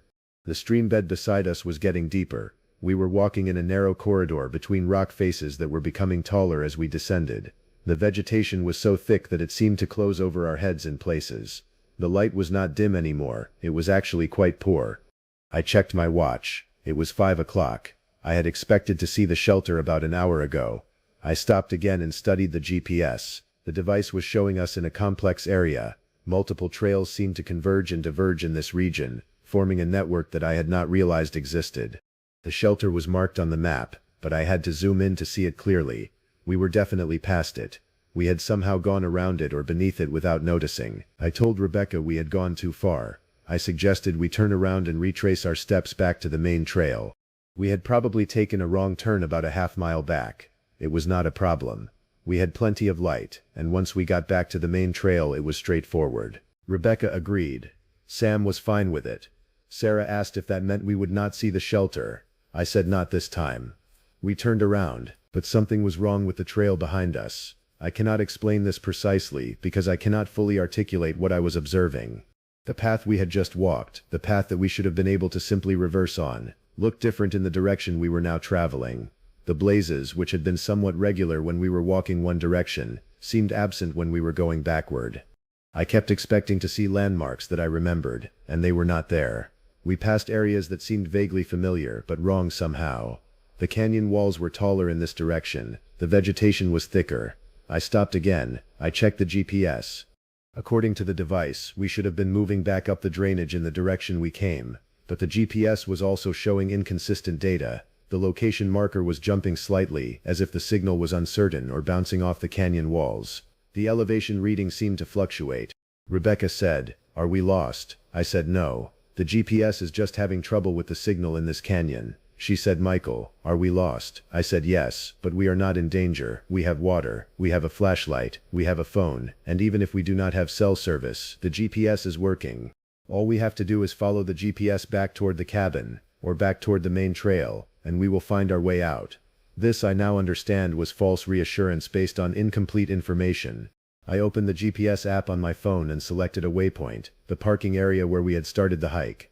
The phone indicated distance and direction. I was confident in the GPS. I had used it many times. It was reliable technology. I trusted it more than I trusted my own sense of direction, which had somehow become unreliable in this landscape. We began walking in the direction the GPS indicated. The problem became apparent after about 20 minutes. The terrain we were walking through was not becoming easier to navigate. It was becoming more difficult. The canyon was narrowing rather than widening. The vegetation was getting thicker. And most disturbingly, the landscape was beginning to show signs of being extensively underground. I need to be precise about this, because it is the moment that the nature of our situation changed fundamentally. When I say underground, I do not mean that we descended below the level of the earth. I mean that the canyon was becoming increasingly enclosed. Rock faces that had been open to the sky were now capped with stone overhangs. The gap above us was narrowing. In some places the rock ceiling was barely higher than our heads. The light was not just dim anymore. It was the kind of light that exists only when there is very little direct sun and very little reflection. It was the light of deep shade. I told Rebecca we needed to stop and reassess. We sat down on a flat area beside the drainage. The water was flowing here, not running, just flowing slowly, clear enough to see the bottom. Sam asked if we were going to die. Sarah said that was a stupid question. Rebecca said no one was going to die, but that we needed to think carefully about our options. I studied the GPS again. It was still indicating that the parking area was in a particular direction, but the terrain was not cooperating with that direction. We could not walk through solid rock, and the further we went in the direction the GPS indicated, the more enclosed our surroundings became. I suggested an alternative. I would follow the water drainage. In a cave system or canyon, water always flows downward toward an exit. If we followed the stream bed downstream, it would eventually lead us out, or at minimum lead us to a larger chamber or passage that might have an exit we could recognize. Rebecca pointed out that downstream in a cave system does not necessarily mean we would find an exit to the surface. It might just mean we would go deeper. She was right, but I did not have a better option. We had been hiking for approximately 7 hours at this point. It was close to 6 o'clock in the evening. The light above the canyon was beginning to change in that way that happens just before sunset. The sky was taking on the quality of late dusk even though the sun had not technically set yet. I knew that we had perhaps 30 minutes of usable daylight remaining. After that we would be navigating in darkness with only a flashlight. I made a decision. I told Rebecca and the kids that we were going to follow the water downstream for another hour. If we found an obvious exit or a larger passage with signs of civilization, we would take it. If we did not find anything encouraging, we would stop, make a camp for the night, and decide what to do in the morning. I had a flashlight with fresh batteries, we had water, we had snack food. We would be uncomfortable, but we would be safe. None of my children questioned this plan. They had moved into that mode of acceptance that children enter when circumstances become genuinely strange. They accepted that their father had made a mistake. They accepted that we were now in a situation that required patience and compliance rather than the normal rules of recreational hiking. We began following the stream bed downstream. The next hour is difficult to describe in clear detail, because the landscape seemed to shift in ways that did not follow normal geography. We would walk for what seemed like a straight distance, and then the passage would open into a wider chamber, and we would realize that the walls had been guiding us in a curve. The water would disappear into cracks in the floor, and we would have to search for it downstream. In one section, the stream bed itself became the ceiling of a lower passage, and we had to carefully drop down into a chamber below. Only about a 10-foot drop, but it was disorienting to be below the level of what we had thought was the surface. The light from outside had nearly ceased. The flashlight had become our primary tool for navigation. I was rationing its use, shining it only when necessary, trying to preserve the batteries. But I quickly realized that we could not navigate safely in almost complete darkness, so I left it on. It was Sarah who first said that something felt wrong. We were in a passage that was perhaps 12 feet wide and equally tall. The water was flowing slowly here, in a relatively straight line. The walls were smooth stone, polished by centuries of water flow. There was nothing obviously strange about the space, except that Sarah said it felt wrong. I asked her what she meant. She said it felt like we were being watched. I told her that was anxiety, which was a normal response to being in an unfamiliar and enclosed space. There was nothing here that could watch us. We were in a natural cave system, and the only animals in these caves were bats and cave crickets, neither of which posed any threat. She said that was not what she meant. She said she meant that the space itself felt like it was aware of us. Rebecca put her arm around Sarah and told her to stay close. I did not correct Rebecca's response. I did not say that caves cannot be aware of anything.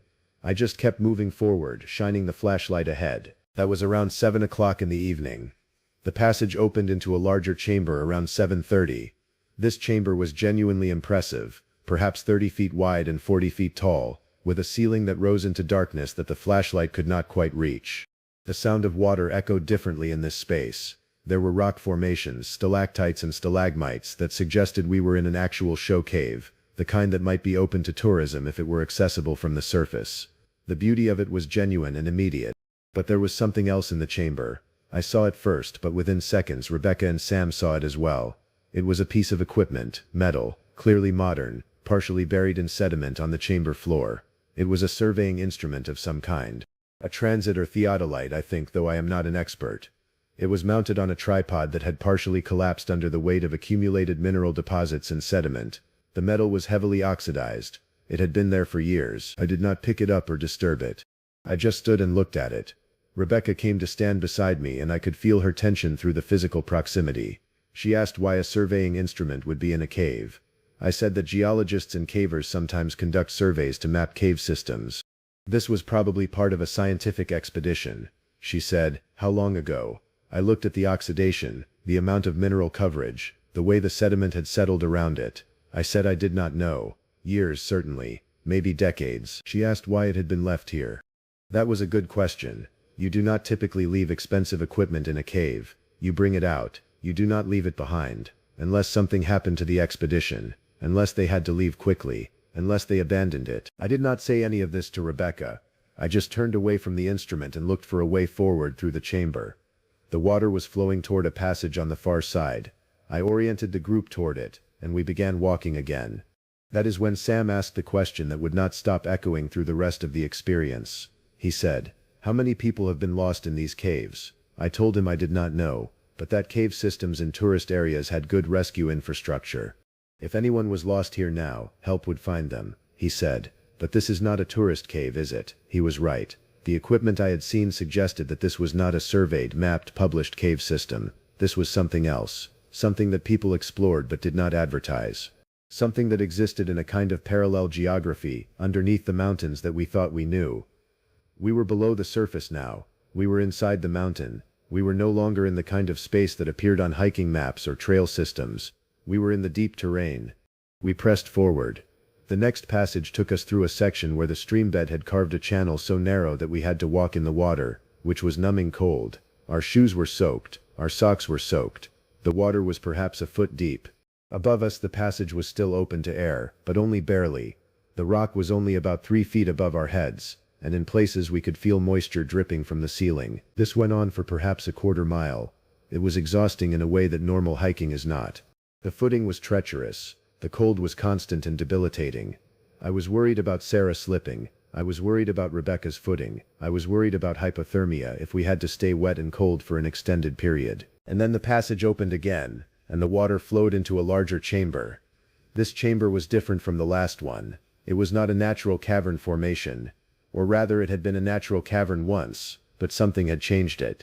There were signs of human construction, flat platforms cut into the rock, openings that looked like they had been deliberately carved to enlarge natural fissures, structures made of fitted stone that had no geological purpose. I stopped, and my family stopped behind me. There were structures in this chamber, not large structures but intentional ones, stone arrangements that did not occur naturally, dried debris that looked like it might have been ancient construction material. I want to be clear about something here. I am not a geologist or archaeologist. I cannot tell you with certainty what I was looking at. But my strong sense was that what we were seeing was evidence of human activity that was very old, and very deliberate, and not accidental. Rebecca whispered, "What is this?" "When had her husband Stratum, when had her Torgenderant." We moved carefully through the chamber, staying near the water, which continued to flow in the same direction it had been going. The beam of the flashlight caught glimpses of structure after structure as we passed. Worked stone, deliberate arrangements, evidence of intention. And then we saw the mural. It was on one of the chamber walls, about 15 feet up from the floor. It was not carved, it appeared to be painted, or burned into the stone in some way that had left a permanent mark. The images were not clear from a distance, and I was not going to climb the wall in the dark to examine it more closely. But the shape of it was unmistakable. It was a series of figures, human figures, and they were arranged in a way that suggested something was happening to them. Or something was emerging from them. Or they were transforming into something else. I did not show Rebecca the mural. I did not point it out to Sam or Sarah. I let my eye move past it as if it were just another feature of the chamber, and I guided my family toward the far passage.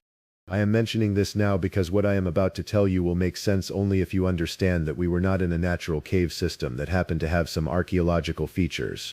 We were in a space that had been known to humans, deliberately used by humans, and probably kept secret by humans for a very long time. It was close to 9 o'clock at night when we finally stopped to make a camp. We had been moving for roughly 15 hours. My family was exhausted. I was exhausted. We found a relatively dry chamber with a smooth floor, about 10 feet wide and 15 feet deep. The water was at the far end, and there was a higher shelf where we could sit and lie without being on damp stone. We used what resources we had. I took off everyone's wet socks and wrung them out as much as I could. I redistributed our snack food. We had maybe enough for one light meal across all 4 of us.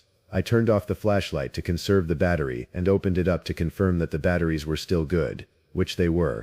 I turned it back on, but set it to a lower brightness setting. Rebecca sat against the wall, and Sarah lay with her head in Rebecca's lap. Sam sat near the entrance of the chamber, as if he was standing guard. I sat beside the water and looked at what I could see of my surroundings. In the steady glow of the flashlight, the cave had a texture and depth that was in some strange way beautiful. It was also completely foreign. I had no reference point for it. I had no memory of anything like it. I was in a deep cave system, in the darkness beneath mountains that I thought I knew, and I had no reliable way out. I did not sleep that night. Rebecca dozed, and so did Sarah, but Sam and I stayed awake. We did not talk. We just sat and listened to the sound of the water and the occasional sound of wind moving through distant passages. Around what I estimated was midnight, I heard something else. I heard footsteps. They were not my family's footsteps. I knew the sound of my family's breathing and movement by that point. These were different. They were slow and deliberate, echoing through the water passage that led to our chamber. The sound was becoming closer. I reached over and gently shook Rebecca awake. I put my hand over her mouth before she could react, and I whispered that we needed to be quiet. She came awake immediately, that way that medical professionals can do, shifting from sleep to awareness in seconds. The footsteps continued approaching. I stood up slowly and moved toward the entrance of our chamber. I did not turn off the flashlight. I kept it on, and I oriented it toward the passage, but I shone it just slightly downward, so that if someone was coming through the passage, they would see the light but not be blinded by it. Sam moved to my side. He did not have to ask what I was doing. He had heard the footsteps too. The figure that emerged from the passage was human. Distinctly human. It was a man, perhaps 60 years old, wearing clothing that was old and weathered and covered in moisture and sediment. He was carrying a lantern, not a flashlight, but an actual oil lantern, the kind you might have used decades ago. The light from the lantern was yellow and wavering. He stopped when he saw us. We stopped. We were all utterly still. He said, in a voice that was rough and uncertain, "There are 4 of you." I said, "Yes. We are lost. We need help getting out of these caves." He said, "You are lost." I confirmed that we were lost, that we had been hiking on the main trails, and that we had accidentally taken a wrong turn and ended up here. I asked him if he knew the way out. He was quiet for a long time. Then he said, "You should not have come this way. You did not follow the marked trails." I said, "We knew that now." He said, "The caves do not let people leave who come this way, not right away." I felt Rebecca come to stand behind me. I could sense her alarm, but she was controlling it. She was a doctor. She was trained to respond to crisis situations calmly. She understood that panic was a liability. I asked the man what he meant. I asked if he would help us out. He said, "I cannot help you out. I am not trying to get out. I made peace with being here a long time ago." He said this without emotion or anger. He said it like it was simply fact. Sam said, "Are you lost too?" The man looked at Sam. He said, "No boy, I am not lost. I know exactly where I am. I am exactly where I am supposed to be." Then he turned and walked back into the passage the way he came. We did not follow him. We did not call out to him. We watched the yellow light of his lantern fade into the darkness, and then it was gone. Rebecca asked, "Was he real?" I said I did not know. She asked if I thought he was a hallucination, something our exhausted minds had created. I said I did not think so. I thought he was a real person. But what he had said did not make sense. People did not choose to live in caves. People did not make peace with being in an underground space and then stay there, unless they were hiding. Unless they were hiding from something on the surface, or hiding the caves from the surface. We did not sleep after that encounter. We sat together in our chamber and waited for daylight, even though we understood that daylight was unlikely to reach us here. As the night continued, I became aware of something that I cannot fully explain, and I am going to have difficulty communicating it without sounding like I am exaggerating or losing coherence. But I will try. The caves seemed to be creating sound. Not the water sound, not the wind sound, but a different kind of sound. It was not quite audible most of the time. It was more like a vibration, or a pressure, or a pulse that I was feeling rather than hearing. It would come and go. It was most prominent when we were quiet, when there were no other sounds to mask it. It was most prominent in the larger chambers, where sound could carry an echo, and it seemed to be moving. The pulse or vibration would start in one direction, and then we would feel it move to another direction, as if it was traveling through the cave system. Sarah asked if anyone else could feel it. Rebecca said she could. Sam said he thought so, but he was not sure. I told them it was probably just our sensitivity to small sounds and vibrations being heightened by the stress and exhaustion we were experiencing. Our sense of normal sound was being compressed by the constant background noise of water and wind. Our brains were probably interpreting neutral vibrations as patterned or intentional. None of us believed this explanation, but all of us appreciated that I was trying to offer one. Around what I estimated was 4 in the morning, Rebecca told me something that she had not told me before. She said that back in the chamber with the mural, she had seen something that I had not mentioned seeing. She had seen the mural, the one with the figures that seemed to be transforming into something, and she had been able to see enough detail to understand what the figures were transforming into. They were transforming into the darkness itself. The figures were becoming the shadow. The mural was showing people becoming absorbed into the cave, becoming part of the space itself. I told her we did not know enough about the culture or time period that created that mural to interpret what it meant. It might have been religious imagery. It might have been artistic expression. It might not have been human at all. She said, "Michael, we both know what it means. We both understand what it means." She was right. We both understood that the mural was depicting something that was terrible and intentional. But neither of us wanted to articulate what we thought we understood. When the morning came, and by morning I mean when I estimated it was morning based on my watch, because there was no change in the darkness, we made a decision. We had now been in the caves for more than 24 hours. We were running low on food. Our water situation was stable, but our options for moving forward were not. I had tried repeatedly to get a GPS signal by holding the phone at different angles and positions, but the device had stopped functioning altogether. The battery indicator was showing low, even though I had not used it extensively. This did not make sense, but nothing about this situation made sense. I told my family that we had 2 options. We could try to find our way back toward the entrance by retracing our steps. This was dangerous because we might become even more lost, and we would be expending energy in the wrong direction. Or we could continue forward, following the water, and hope that eventually the cave system would lead us to a place we could recognize or reach the surface. Rebecca said that following the water was probably the right choice, because going backward might trap us in a dead end with no energy left to continue forward. Sam agreed. Sarah asked if the man we saw was still following us. That was the thing. I did not know if he was still here. The cave system was vast. He could have been anywhere in it, but I had the distinct feeling that he was moving through the caves in parallel with us. I could not explain this feeling. It was not based on any sound or evidence. It was just a sense that we were not alone, and that something about our presence in the caves was significant to someone or something. I told Sarah that the man was probably just another lost hiker, and that we would likely not see him again. I did not believe this, but I said it. We packed up our minimal belongings and continued downstream. The next portion of the cave system was qualitatively different from what we had been moving through. It was transitioning from the narrow, sculpted passages into something larger and more cavernous. The walls were farther apart. The ceiling was higher. The formation of the rock was more dramatic. We were seeing large stalactite and stalagmite formations, cave pearls, flowstone, all the features of a significant cave system. It was also becoming increasingly clear that this was a known cave. Evidence of human exploration became more frequent. We found markers, not official park markers but deliberate arrangements of stone, or pieces of equipment, or carved symbols on the walls. These markers seemed to indicate that people had been here repeatedly. They seemed to mark routes or junctions. We also found a passage that was blocked with metal grating. It was a grating that had been fitted into the rock on both sides, with padlocks securing it in place. The grating was old, but the locks appeared relatively recent. Beyond the grating the passage continued, but we could not access it. I am certain now, in retrospect, that this grating was deliberately installed to prevent access to a particular part of the cave system. Someone had deemed it important enough to install a permanent barrier. Someone did not want people going further in that direction. We did not try to force it. We found an alternate passage, guided by the markers that someone had left for people like us who needed to navigate this space. By what I estimated was afternoon on the second day in the caves, We were making progress through a section of the system that felt almost pleasant. The air was fresh here, moving through the passages with enough circulation that it did not feel stagnant. The rock was beautiful. The formations were impressive. If we had not been lost and exhausted and terrified, this would have been an incredible experience. We found evidence of a camp. Not a recent camp, probably not recent by decades, but a camp nonetheless. There was a metal pot, oxidized but still intact.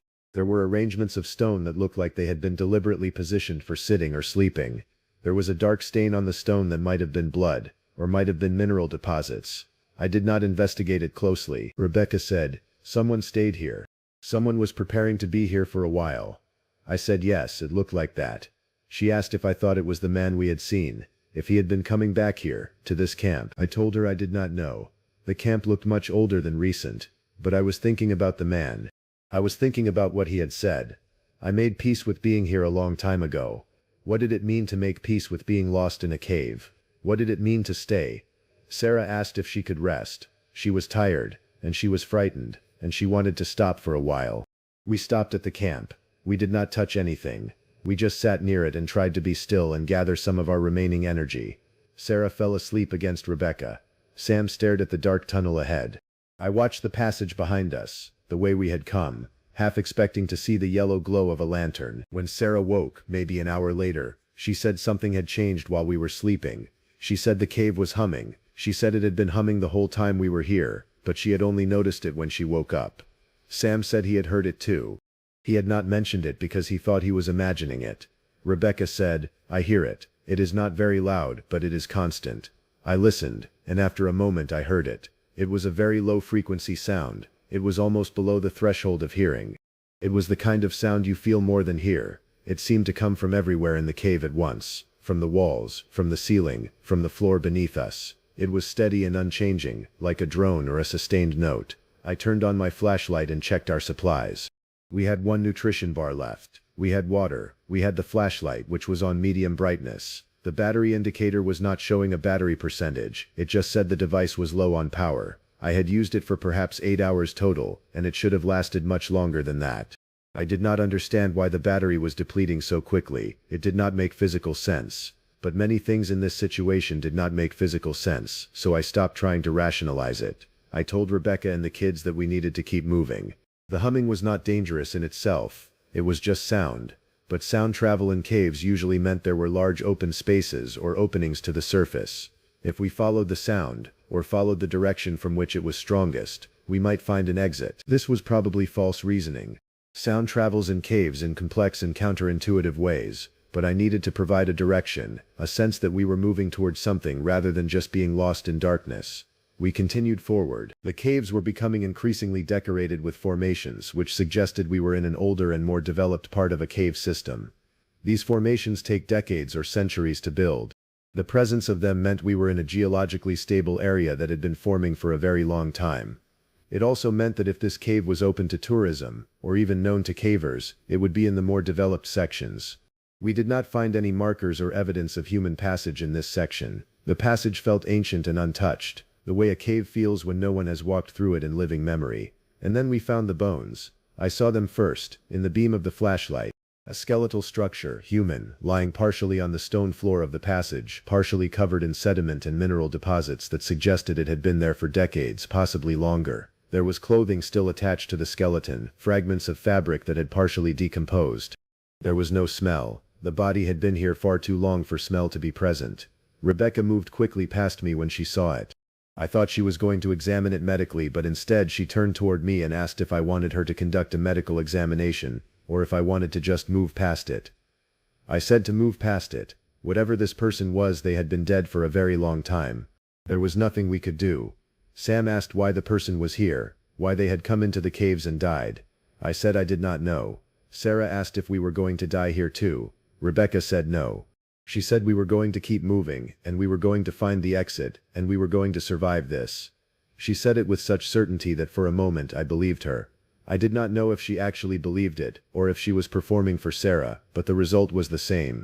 We felt steadier. We felt like survival was possible. We continued forward, stepping carefully around the skeleton, moving toward the direction from which the humming sound was strongest. The time tracking became increasingly difficult. My watch was still working, but my perception of time had become unreliable. I thought it had been about 36 hours, but I could have been off by hours in either direction.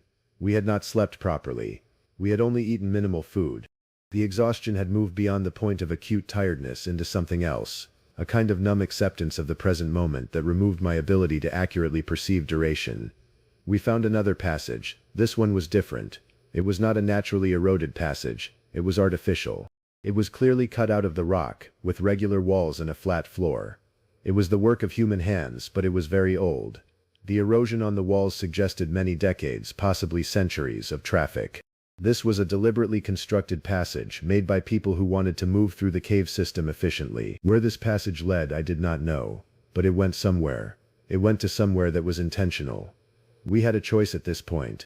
We could continue on the natural cave passages, following the water and the formations in the hope that eventually we would reach a surface exit. Or we could follow this constructed passage, which might lead us to the surface, or might lead us deeper, or might lead us to wherever the constructed passages in this cave system were intended to lead.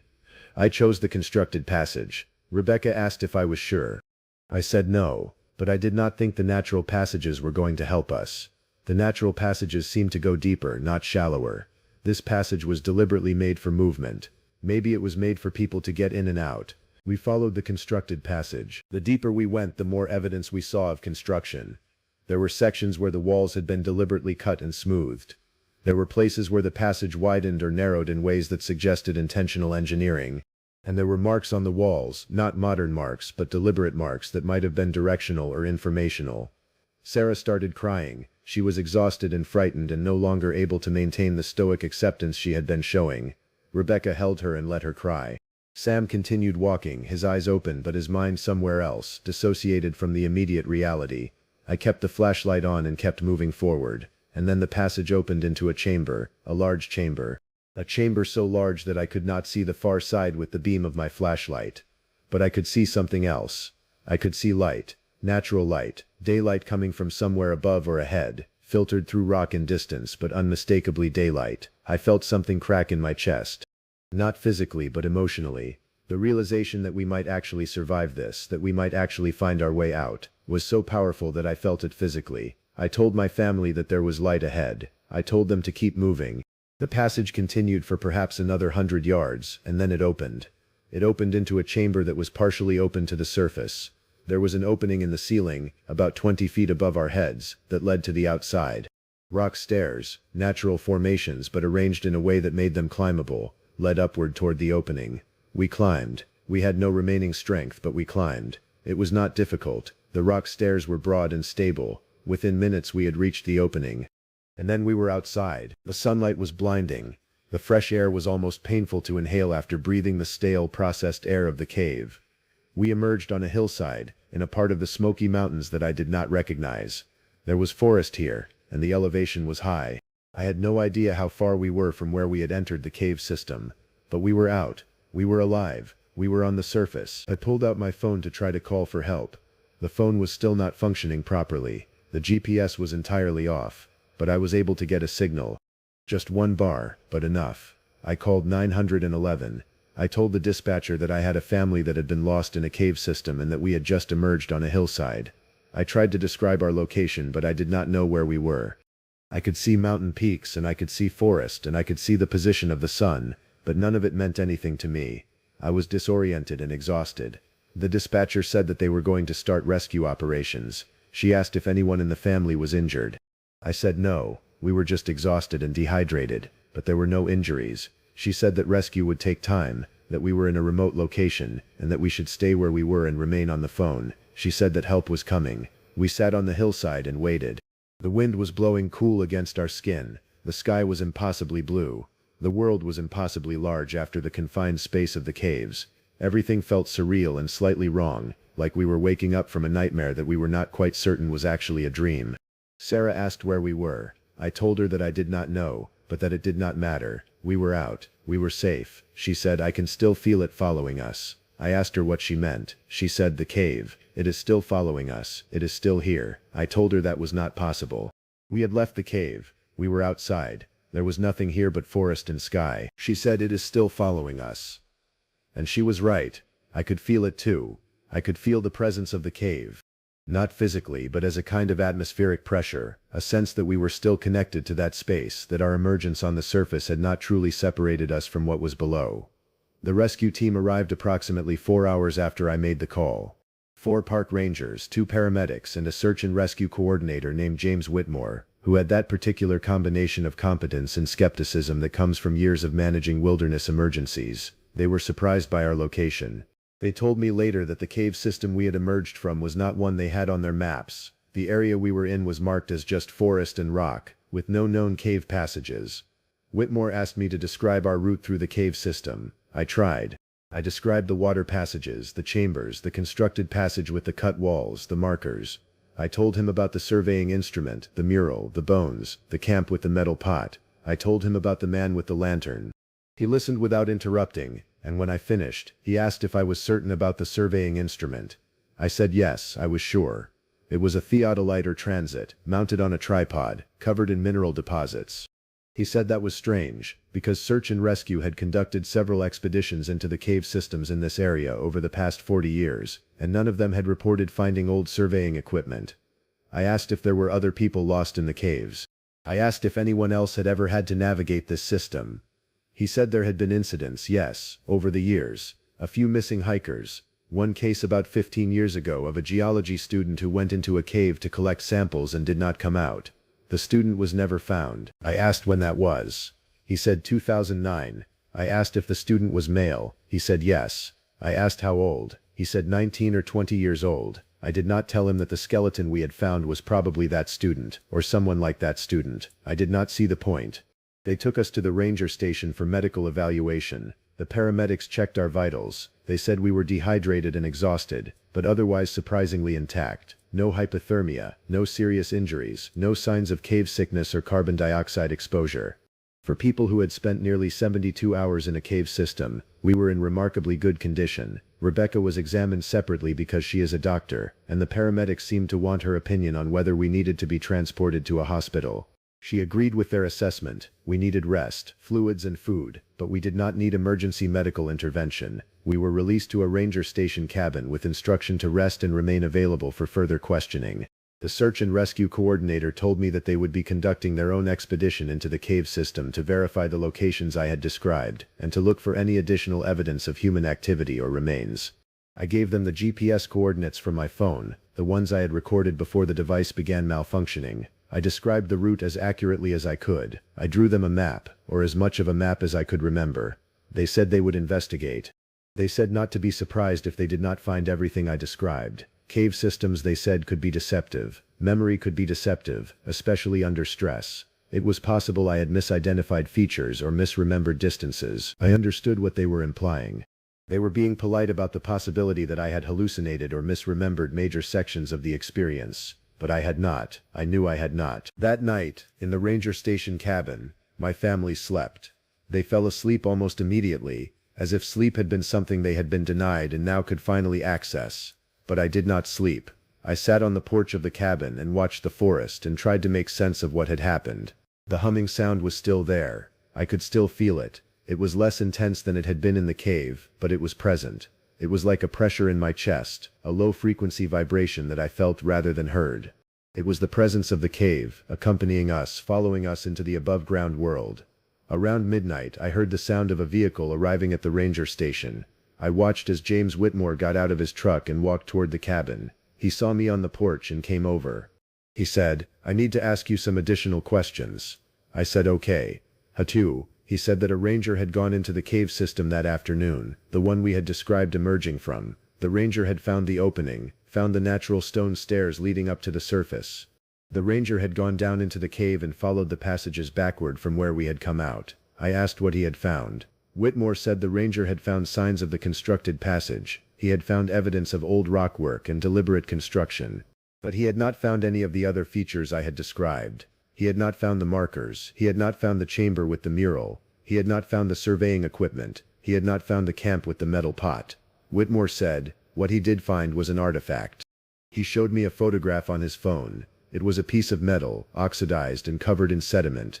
It was clearly part of something larger, but it was just a fragment. It had markings on it, a date stamped into the metal.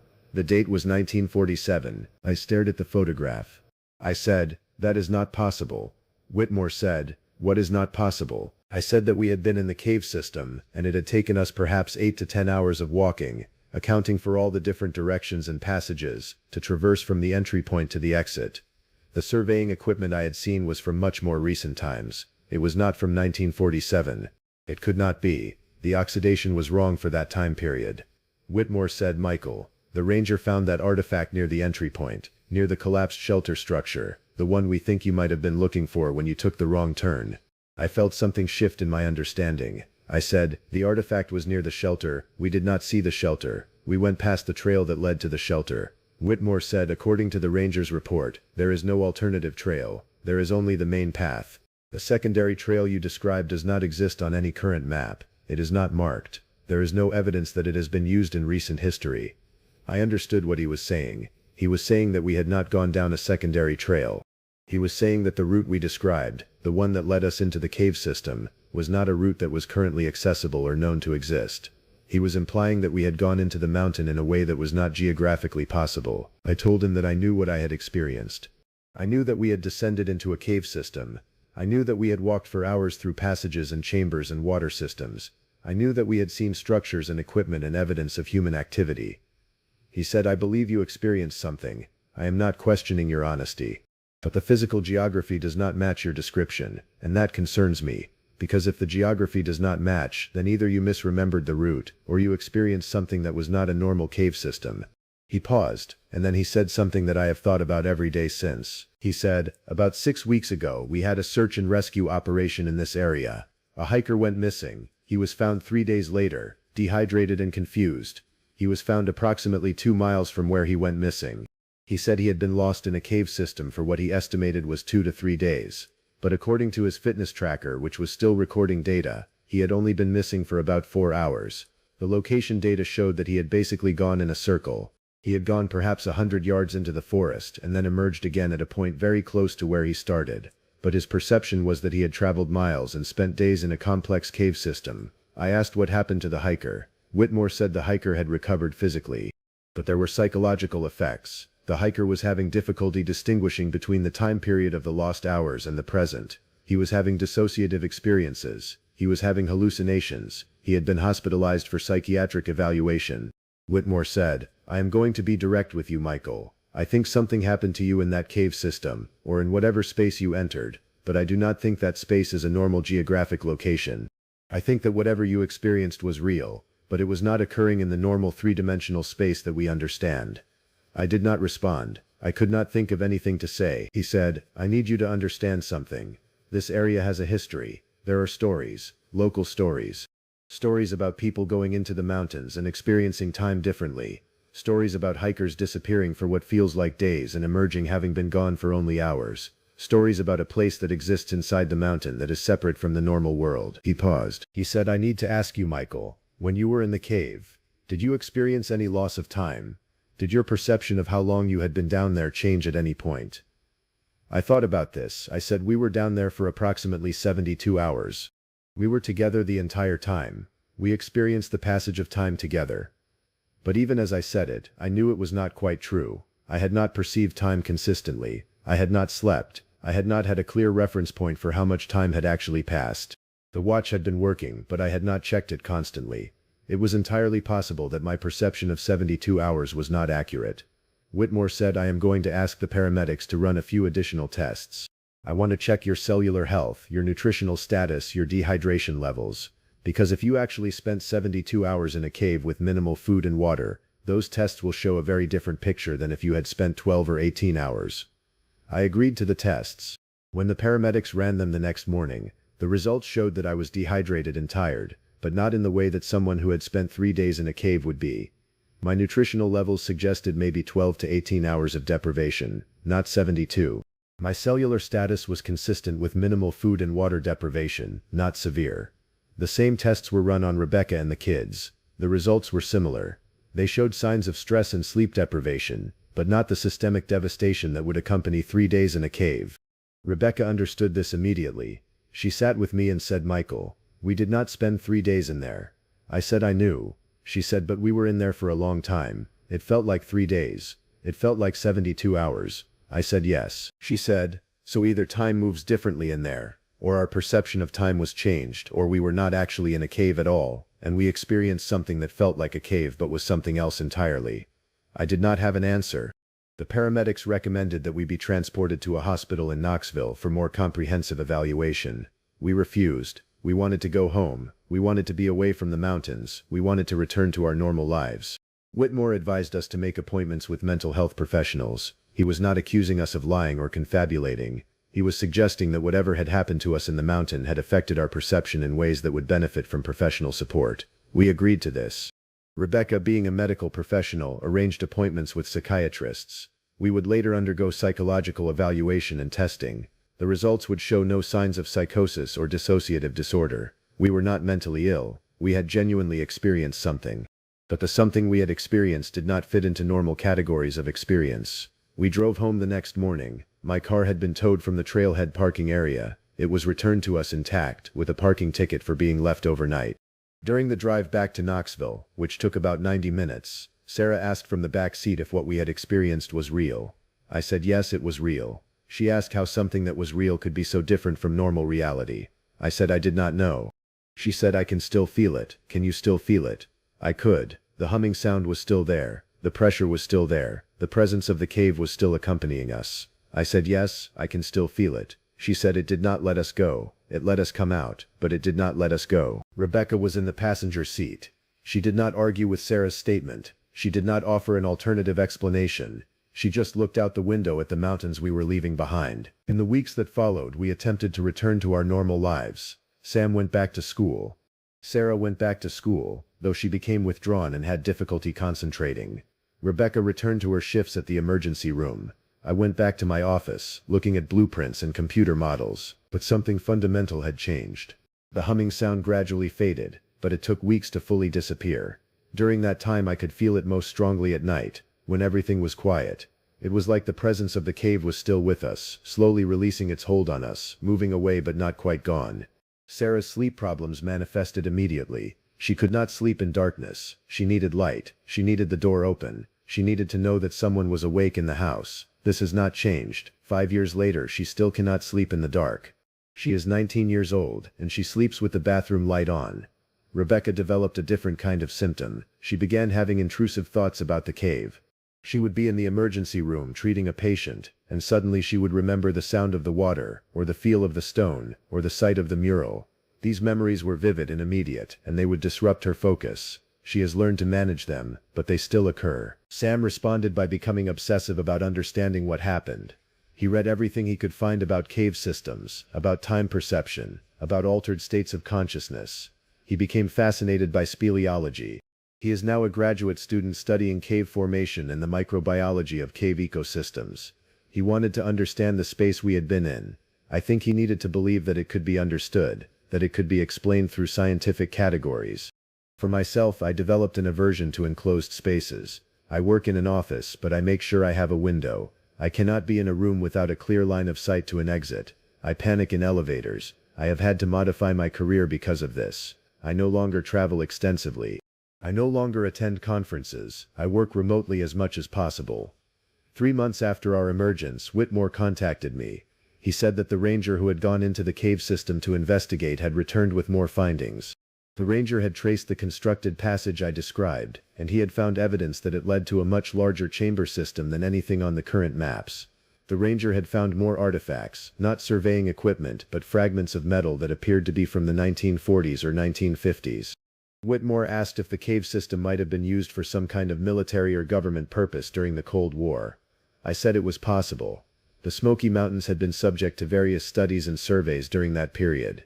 It was not unreasonable to think that someone might have been using a cave system for storage or research. But Whitmore said there was something else. He said the artifacts that were being found were appearing in locations that did not match any logical path through the cave. It was as if they were moving, as if they were being redistributed by someone or something. I asked if anyone else had gone into the cave system since our emergence. He said yes. Multiple rangers had been in and out.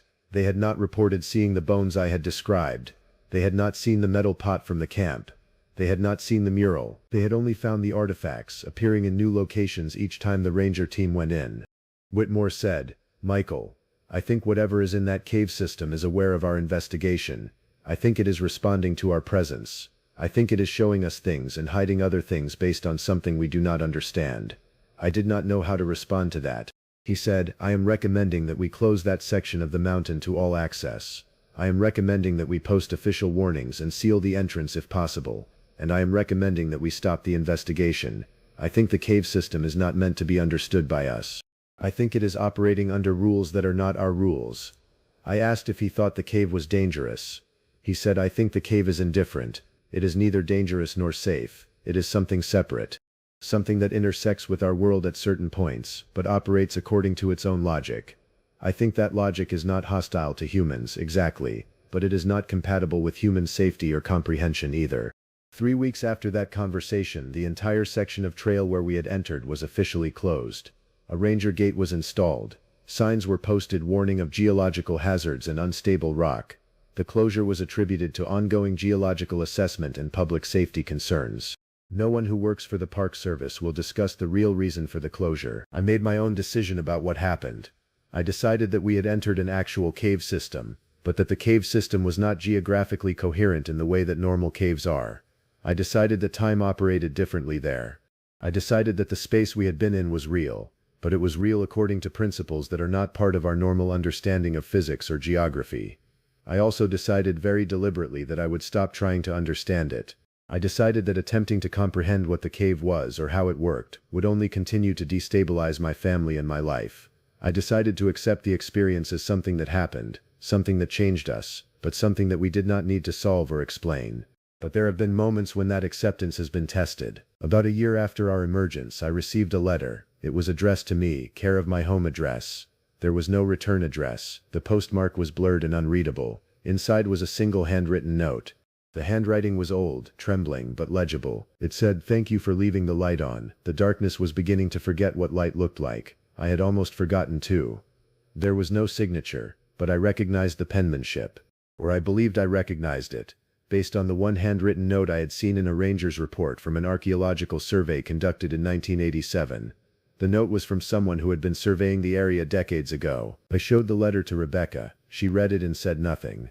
She handed it back to me. I burned it in the fireplace. But I kept thinking about what it meant. I kept thinking about the man with the lantern. I kept thinking about the person who had written the note. I kept thinking about whether they were the same person, or different people, or whether they were real at all. Sarah found me the next morning sitting on the porch, looking at the mountains in the distance. She asked what I was thinking about. I said I was thinking about the cave. She said, "It is still there. You know that, right? It is still following us. It did not follow us home physically, but part of us is still down there, and part of it is still with us." I asked her how she knew that. She said, "Because every night when I am trying to sleep I can hear the humming. It is very quiet, and I can only hear it in the dark, but it is there. And I think that means we did not leave it. We are still part of it. We are still connected." I wanted to tell her that the humming was just her imagination, a psychological residue of trauma that would fade with time, but I did not believe that. I believed she was right. I believed we were still connected to the cave. I believed that part of our consciousness had remained in that space, and part of the cave had come out with us. And perhaps that is the real mystery. Perhaps that is what I am meant to convey by telling this story. We survived something that existed at the intersection of geology and consciousness. We were exposed to a space that does not follow the rules of normal geography or physics. We experienced time as something that was malleable, that could stretch or compress according to the logic of the place we were in. And we survived, but we did not come out unchanged. We came out carrying something with us, something invisible, something that remains. If stories like this are the reason you keep the lights on a little longer, leave a like, subscribe, and send this to someone who thinks they would have been braver than we were when they were faced with not knowing which way was out. The full archived case files from our psychological evaluations, the Ranger investigation reports, and the recovered artifacts are available to channel members for anyone who wants to examine the evidence directly and draw their own conclusions about what we experienced. But I need to close with what I know to be true, because it matters that you understand the reality beneath the story. We did not get lost in a simple cave system. We entered a space that was separate from normal geography. Time moved differently there. The caves were aware of us. And when we left, we did not leave cleanly. We remained connected to that space. I know this because Sarah still cannot sleep in darkness. I know this because Rebecca still has intrusive memories of stone walls and flowing water. I know this because Sam became obsessed with understanding cave systems. I know this because I still panic in enclosed spaces. I know this because the pressure is still there, faint but present, a reminder that we are still partially in that other place. The cave did not let us go. It released us, but it did not let us go completely. And perhaps that is the most important thing to understand about what happened to us. Some places operate according to their own rules. Some places are not meant to be found. And some encounters change us so fundamentally that we can never fully return to who we were before. I found the first marker on a Tuesday afternoon in October, half buried in leaf rot about 200 yards from the marked trail at Pinnacle Ridge. It was a Forest Service boundary post, the kind we use to mark property lines and restricted zones, but it was upside down, sunk nearly vertical into the earth like someone had driven it hard into the ground and walked away. The lettering face down. The brass plate that should have identified the district and year was missing. At the time I barely noticed it. My name is David, and I have been a park ranger for the West Virginia Division of Natural Resources for 14 years. I work out of the Blackstone Wildlife Refuge, a 62,000-acre parcel of mixed hardwood forest in southeastern West Virginia, about 40 minutes from the Kentucky border. The refuge sits in limestone country, hills that fold down into dry hollows, rock faces that show sudden elevation changes, water systems that move underground more often than above it. It is beautiful country, but it is not forgiving country. I grew up in Charleston, worked for 3 years at the state capitol in administrative roles, and took this job specifically to work outdoors and stop pushing paper. I wanted to know the land the way my grandfather had known it. 14 years later I do. And I wish I did not know the particular part of it I am about to describe. Before I go further, if you are someone who listens to these stories because they remind you that there are still places in the world where no one is watching, if you find something comforting or sobering in that idea, subscribe. Share this with someone who thinks they would have handled what I am about to tell you better than I did. If you are listening while you work, or while you are out somewhere alone, I hope you stay with me until the end, because there is a reason I am telling this to strangers instead of the people I work with. The boundary post did not concern me that first day. We have hundreds of them across the refuge, and weather does what it does to maintenance. I marked the coordinates on my GPS, noted it in my field log, and continued my October survey work. We were in the middle of our annual wildlife monitoring cycle, and I had 18 survey points to cover across the Northern Territory. The weather was cooperating, cool enough to be comfortable, dry enough that travel was straightforward. I was not thinking about anything except logging the wildlife signs and checking for illegal activity. That was when my entire working life changed in a way I did not understand until 6 months later. The second marker came 3 days afterward, on the opposite side of a ravine system. This one was not buried. It was hanging from a low oak branch by a length of corroded chain, spinning slowly in the wind like a wind chime. The post was splintered along its length, as if it had been exposed to weather for decades, and the chain looked like it had been there nearly as long. There was no brass plate on this one either. When I cut it down, which I should not have done without proper authorization, but I was beginning to feel something I could not name, I found gouge marks on the wood beneath where the plate had been. Not rust damage, deliberate removal. I photographed it, bagged it, and called it in to dispatch. The response I got was unusual. Instead of a work order assignment or a maintenance route, I got a phone call from Patricia Bowman, the refuge superintendent. Patricia is in her late 50s, has been in the division for 23 years, and runs a tight operation. She is not the kind of person who calls rangers to ask about individual fence markers. She asked me to meet her at the refuge headquarters that evening. She did not ask what I had found. She asked me to describe in detail exactly where I had found the boundary posts. When I walked into her office at 6:30, she was not alone. With her was a man I had never seen before, someone in his mid-60s wearing a button-down shirt with no identification. Patricia did not introduce him. She asked me to sit, and then she said something I have replayed in my mind hundreds of times since. "David, you are aware that certain areas of the refuge contain historical artifacts and sensitive sites, yes? That we have protocols for protected areas?" I said yes. Every ranger knows that. We have restricted zones all across the property where archaeological surveys have identified Native American sites, historic foundations, old industrial areas. You do not disturb them, you keep people away from them, and you report anything unusual. Patricia nodded slowly. The markers you found are not part of the current boundary system. They are not on any active maintenance schedule. They are not your concern. I need you to understand that clearly. They are not your concern. The man who was not introduced did not speak. He simply watched me. I can still see his face. I asked what happened to the second marker, the one I had bagged and brought back. Patricia said she would handle it. I asked if someone else was removing the old markers. She said that was also being handled. She asked if I had mentioned what I found to anyone else. I said no. I asked if I should log it in the official record. She said the findings were being reviewed at the district level and that I should not create additional documentation. Then she said, "When you are out on survey work, you are going to find other things that do not belong. If they are connected to these markers, you report them to me directly, not to dispatch, not in your field notes, to me in person, and you will not mention them to other staff members unless I tell you to. Can you do that?" "I can do it," I said. The man was still watching me.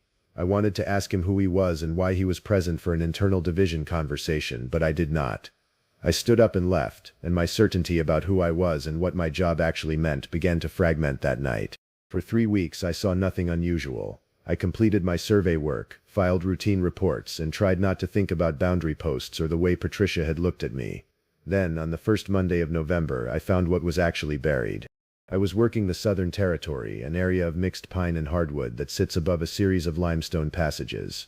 There is a seasonal spring that feeds into a small tributary, and I was checking water quality and wildlife access. The ground had frozen the night before, and the wet earth had a crust on it that made travel noisy.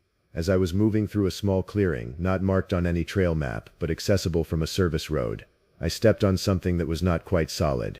The ground beneath my foot moved slightly, sinking a fraction of an inch before resisting. That is the moment that changed everything. I could have walked past it. I could have filed it as a weak spot in the earth and moved on. Instead, I stopped, and I looked, and I began to brush away the leaves and frost-covered soil. What I found was a wooden crate, buried no more than 8 inches below the surface. It was old, the wood was silvered by exposure and pulling apart at the joints, but it was unmistakably a storage crate. There were straps across the top that had rusted into the wood. The crate was approximately 4 feet long, 2 feet wide. I could see the corner of it where I had broken through the leaf layer, and I could see lettering burned into the wood. Military lettering. I photographed it with my personal phone, not my official Ranger camera. I did not touch it beyond what I already had. I marked the GPS coordinates. Then I looked around the clearing, and I began to understand that I was not in an isolated location. There were other disturbed patches of earth. 3 more of them, in a rough line northeast through the clearing. I walked the spacing between them. Each one was approximately 30 feet apart. Each one showed the same silvered wood beneath the leaf litter. Each one had the same military lettering. I sat down in the middle of the clearing and I tried to think about what I was seeing. 4 buried crates, military markings, old enough to have been there for decades, in a location that no one was supposed to discover. In a location that matched roughly the area marked by those 2 boundary posts. I called Patricia from my field phone. She answered on the first ring, as if she had been waiting for me to call. "I found them," I said. There was silence. Then she said, "Do not touch anything. Do not mark anything. Do not photograph anything beyond what you already have. Are you alone?" I said yes. "Go back to your vehicle. Leave the area. Come to my office tomorrow morning at 8. Do not call dispatch. Do not speak to anyone. Do this exactly as I am telling you." She hung up. I did not sleep that night. I sat in my apartment in Lewisburg and tried to research what military material might have been buried in the refuge. I could not find anything. I looked at photographs of the lettering on my phone, blurry, taken at an angle, but visible, and I tried to find matches in any database I could access. Nothing matched. Nothing explained it. The crates were old. The military designation looked like it might be Cold War era, but I could not be certain. The refuge had never been a military installation. It had been private land before being purchased by the state in 1987. The land before that had been logged extensively in the 1950s and 1960s. There was no explanation I could make that accounted for buried military supply crates in the middle of a wildlife refuge. When I walked into Patricia's office the next morning, the man from the first meeting was there again. Patricia introduced him this time as Robert Klein, an official from the State Division of Environmental Protection. He had an ID that looked legitimate.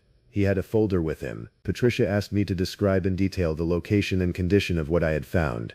I did. Klein took notes. He did not ask questions. When I finished, he said, "How much does anyone else know?" I said nobody else knew anything. He said, "Good. The photographs on your phone, are there others?" I said there were just the few I had taken at the scene. He said, "I need those deleted. From your phone and from any cloud backup you might have." I asked him why. Patricia said, "David, you need to understand that what you found is a matter of state security. Material that was interred there was part of a sensitive federal initiative. The specific details are classified." Your job is to assist in protecting that material from public discovery, just as every other ranger in this refuge already does. I said, every ranger knows about this? Patricia said, no. We have a limited number of rangers who work particular territories. You have unfortunately become one of them. Klein said, there are 3 possible courses of action. First, you cooperate fully with us, you delete the photographs, you forget what you saw, and your career in the division continues normally. You get your raises, your transfers, your advancement. Nothing changes. Second, you refuse to cooperate, you attempt to expose what you found, and you will be terminated for cause theft of state equipment, violation of protocols, unauthorized use of state resources for personal research. We have documentation of all of it prepared. You will not work as a ranger again anywhere in this country. He let that sit for a moment. Then he said, third, something could happen to you. Out in the field, alone.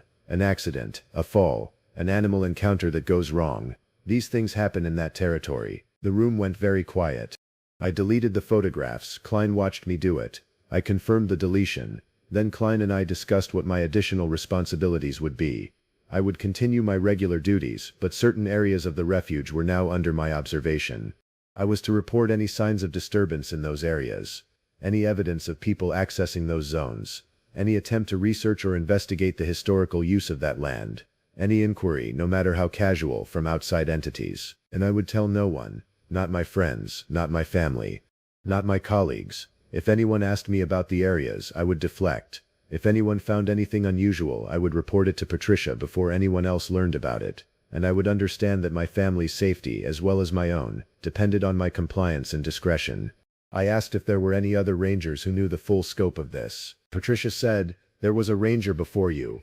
He worked the Southern Territory for 16 years, he retired last year, he was the only other person who knew as much as you do. I asked what happened to him. She said, he is living quietly in North Carolina. He chose compliance, he is fine. I should have left.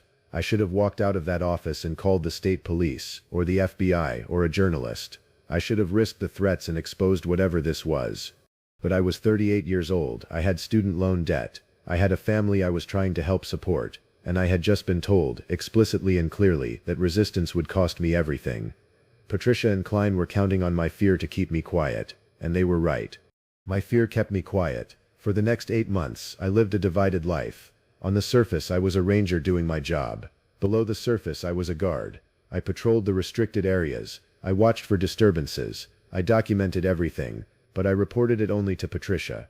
I found 17 more markers over those 8 months, each one in a different state of decay, each one leading deeper into the pattern. Some were hanging from trees, some were driven into the earth, some were scattered like they had been deliberately destroyed.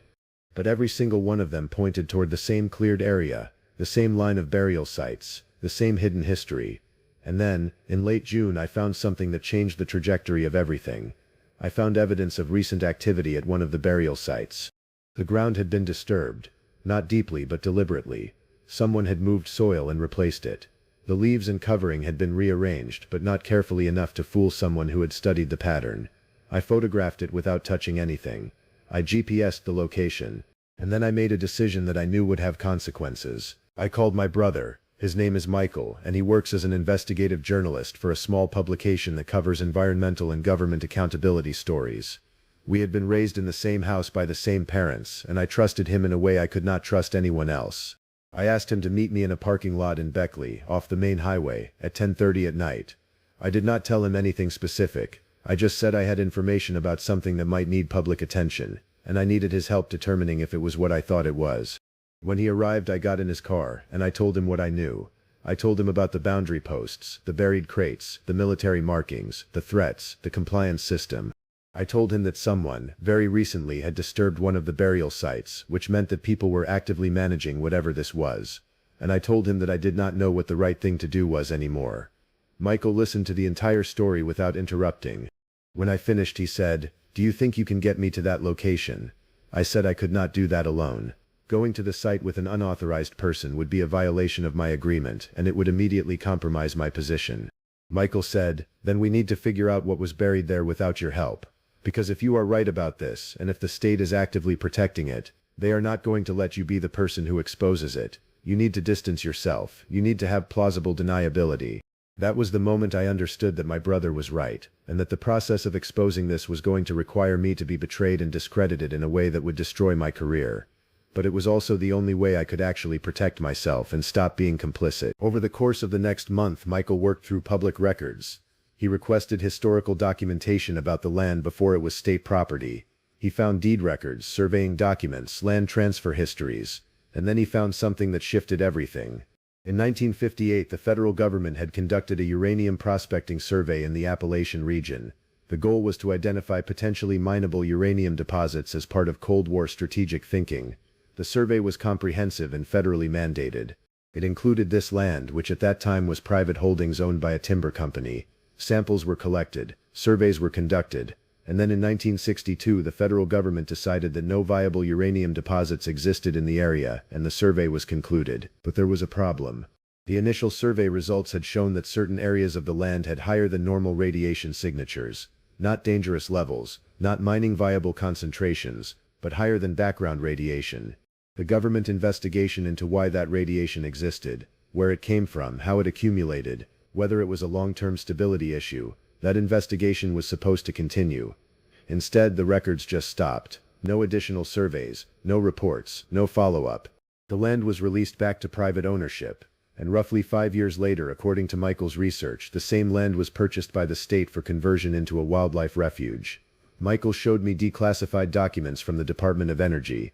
They mentioned surveys in Appalachia. They mentioned that certain sites had been identified as requiring continued monitoring, but that monitoring protocols had been transferred to state authorities as part of a cost-sharing agreement, and the documents were heavily redacted.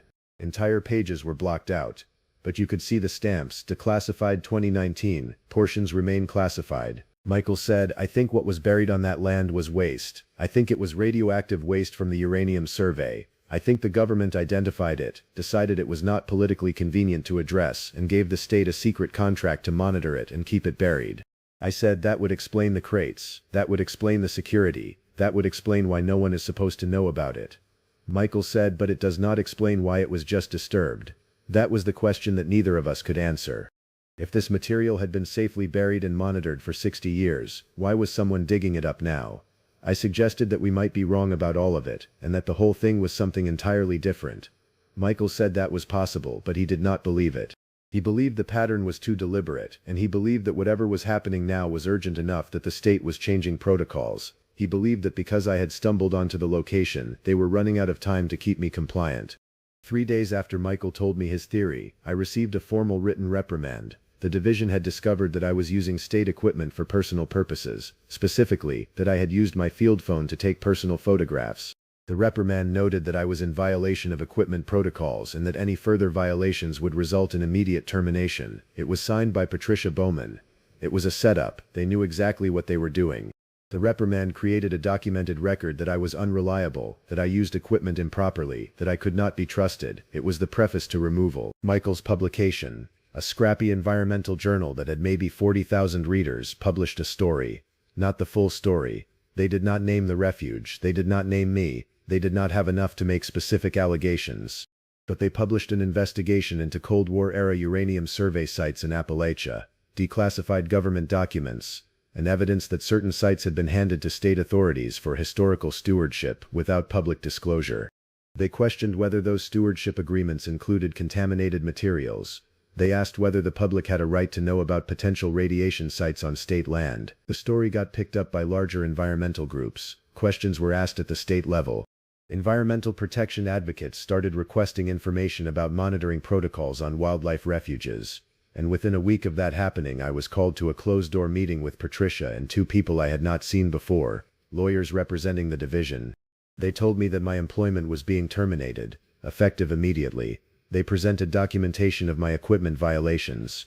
They presented a file of accumulated infractions, minor policy breaches I had apparently committed over the past 8 months, things I had never even been aware were problems.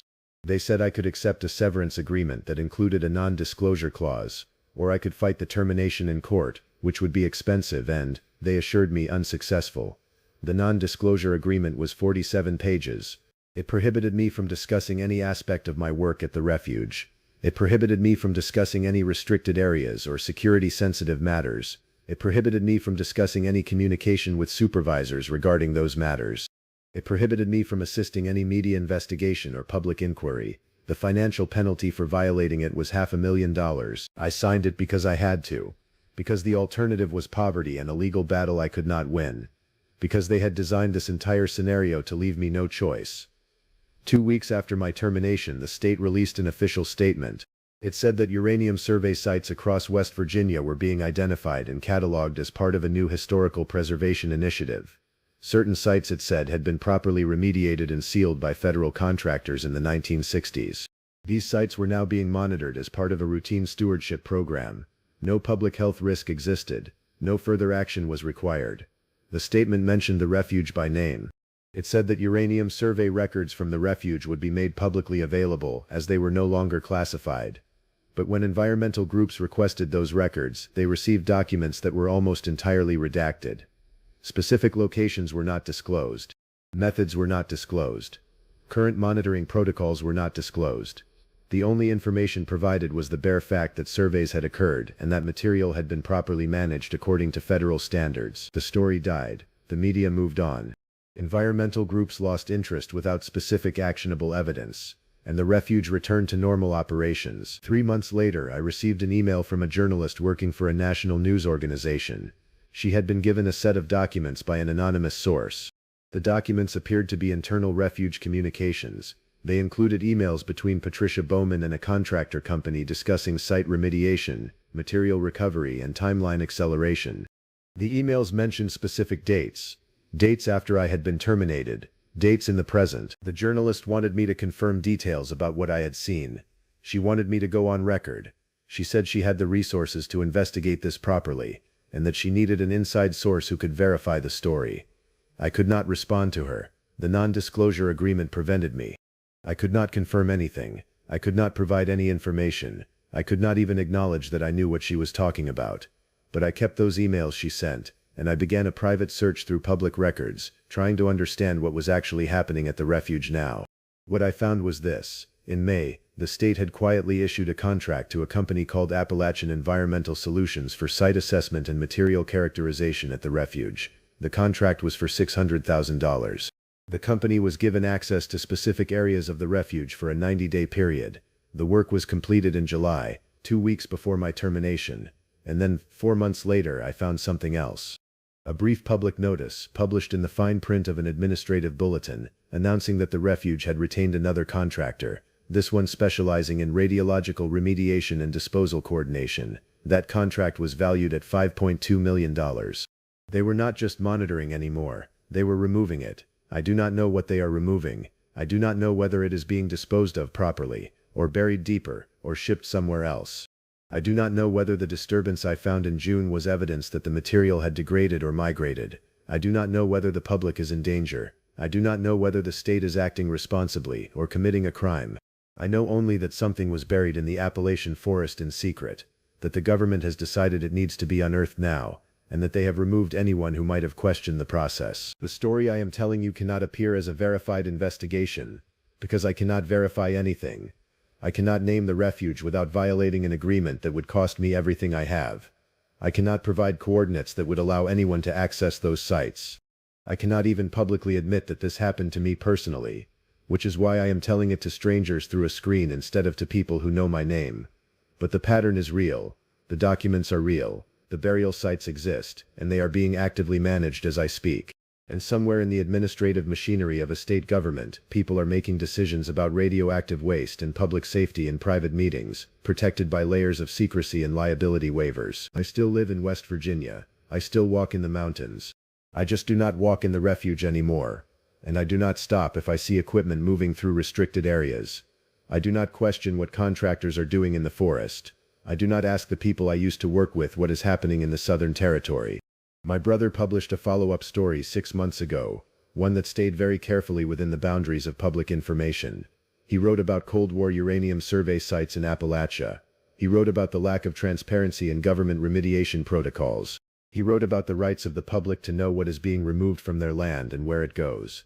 He did not mention me. He did not mention the refuge. But he told the story as much as it could be told without a source who would risk everything to speak. And it did not change anything. The contracts are still active, the remediation is still proceeding, the land is still state property, and the decision about what stays buried and what gets dug up remains in the hands of the people who decided it needed to be buried in the first place. The lesson I learned is this: institutional interests move slowly and carefully. They plan for the possibility that someone will find out. They have lawyers and budgets and the authority of the state behind them, and they are willing to destroy individual lives to protect the larger machinery. I was one ranger who stumbled onto something. By the time I understood what I had found, I was already isolated. By the time I tried to expose it, I was already discredited. And by the time the story reached public attention, it was already shaped and controlled and transformed into an administrative issue that no one outside of a small circle of experts could understand. I do not know if there are other rangers, past and present, who know more than I do. I do not know if there are files I was never shown. I do not know if the uranium contamination is the real story or just the cover story for something else entirely.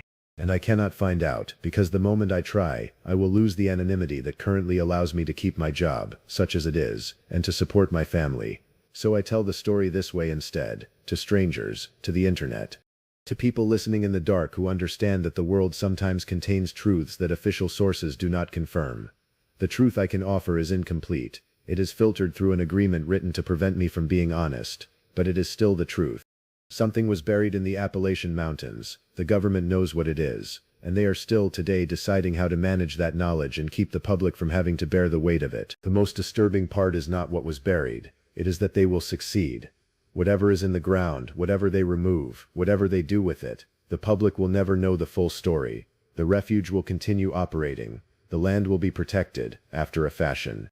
The contamination will either remain sealed or be disposed of quietly, according to protocols designed to leave no clear evidence. And I will remain silent, because I am one person and they are a system. That is the real Appalachian mystery. Not what is buried, but how effectively a government can ensure that no one will ever find out.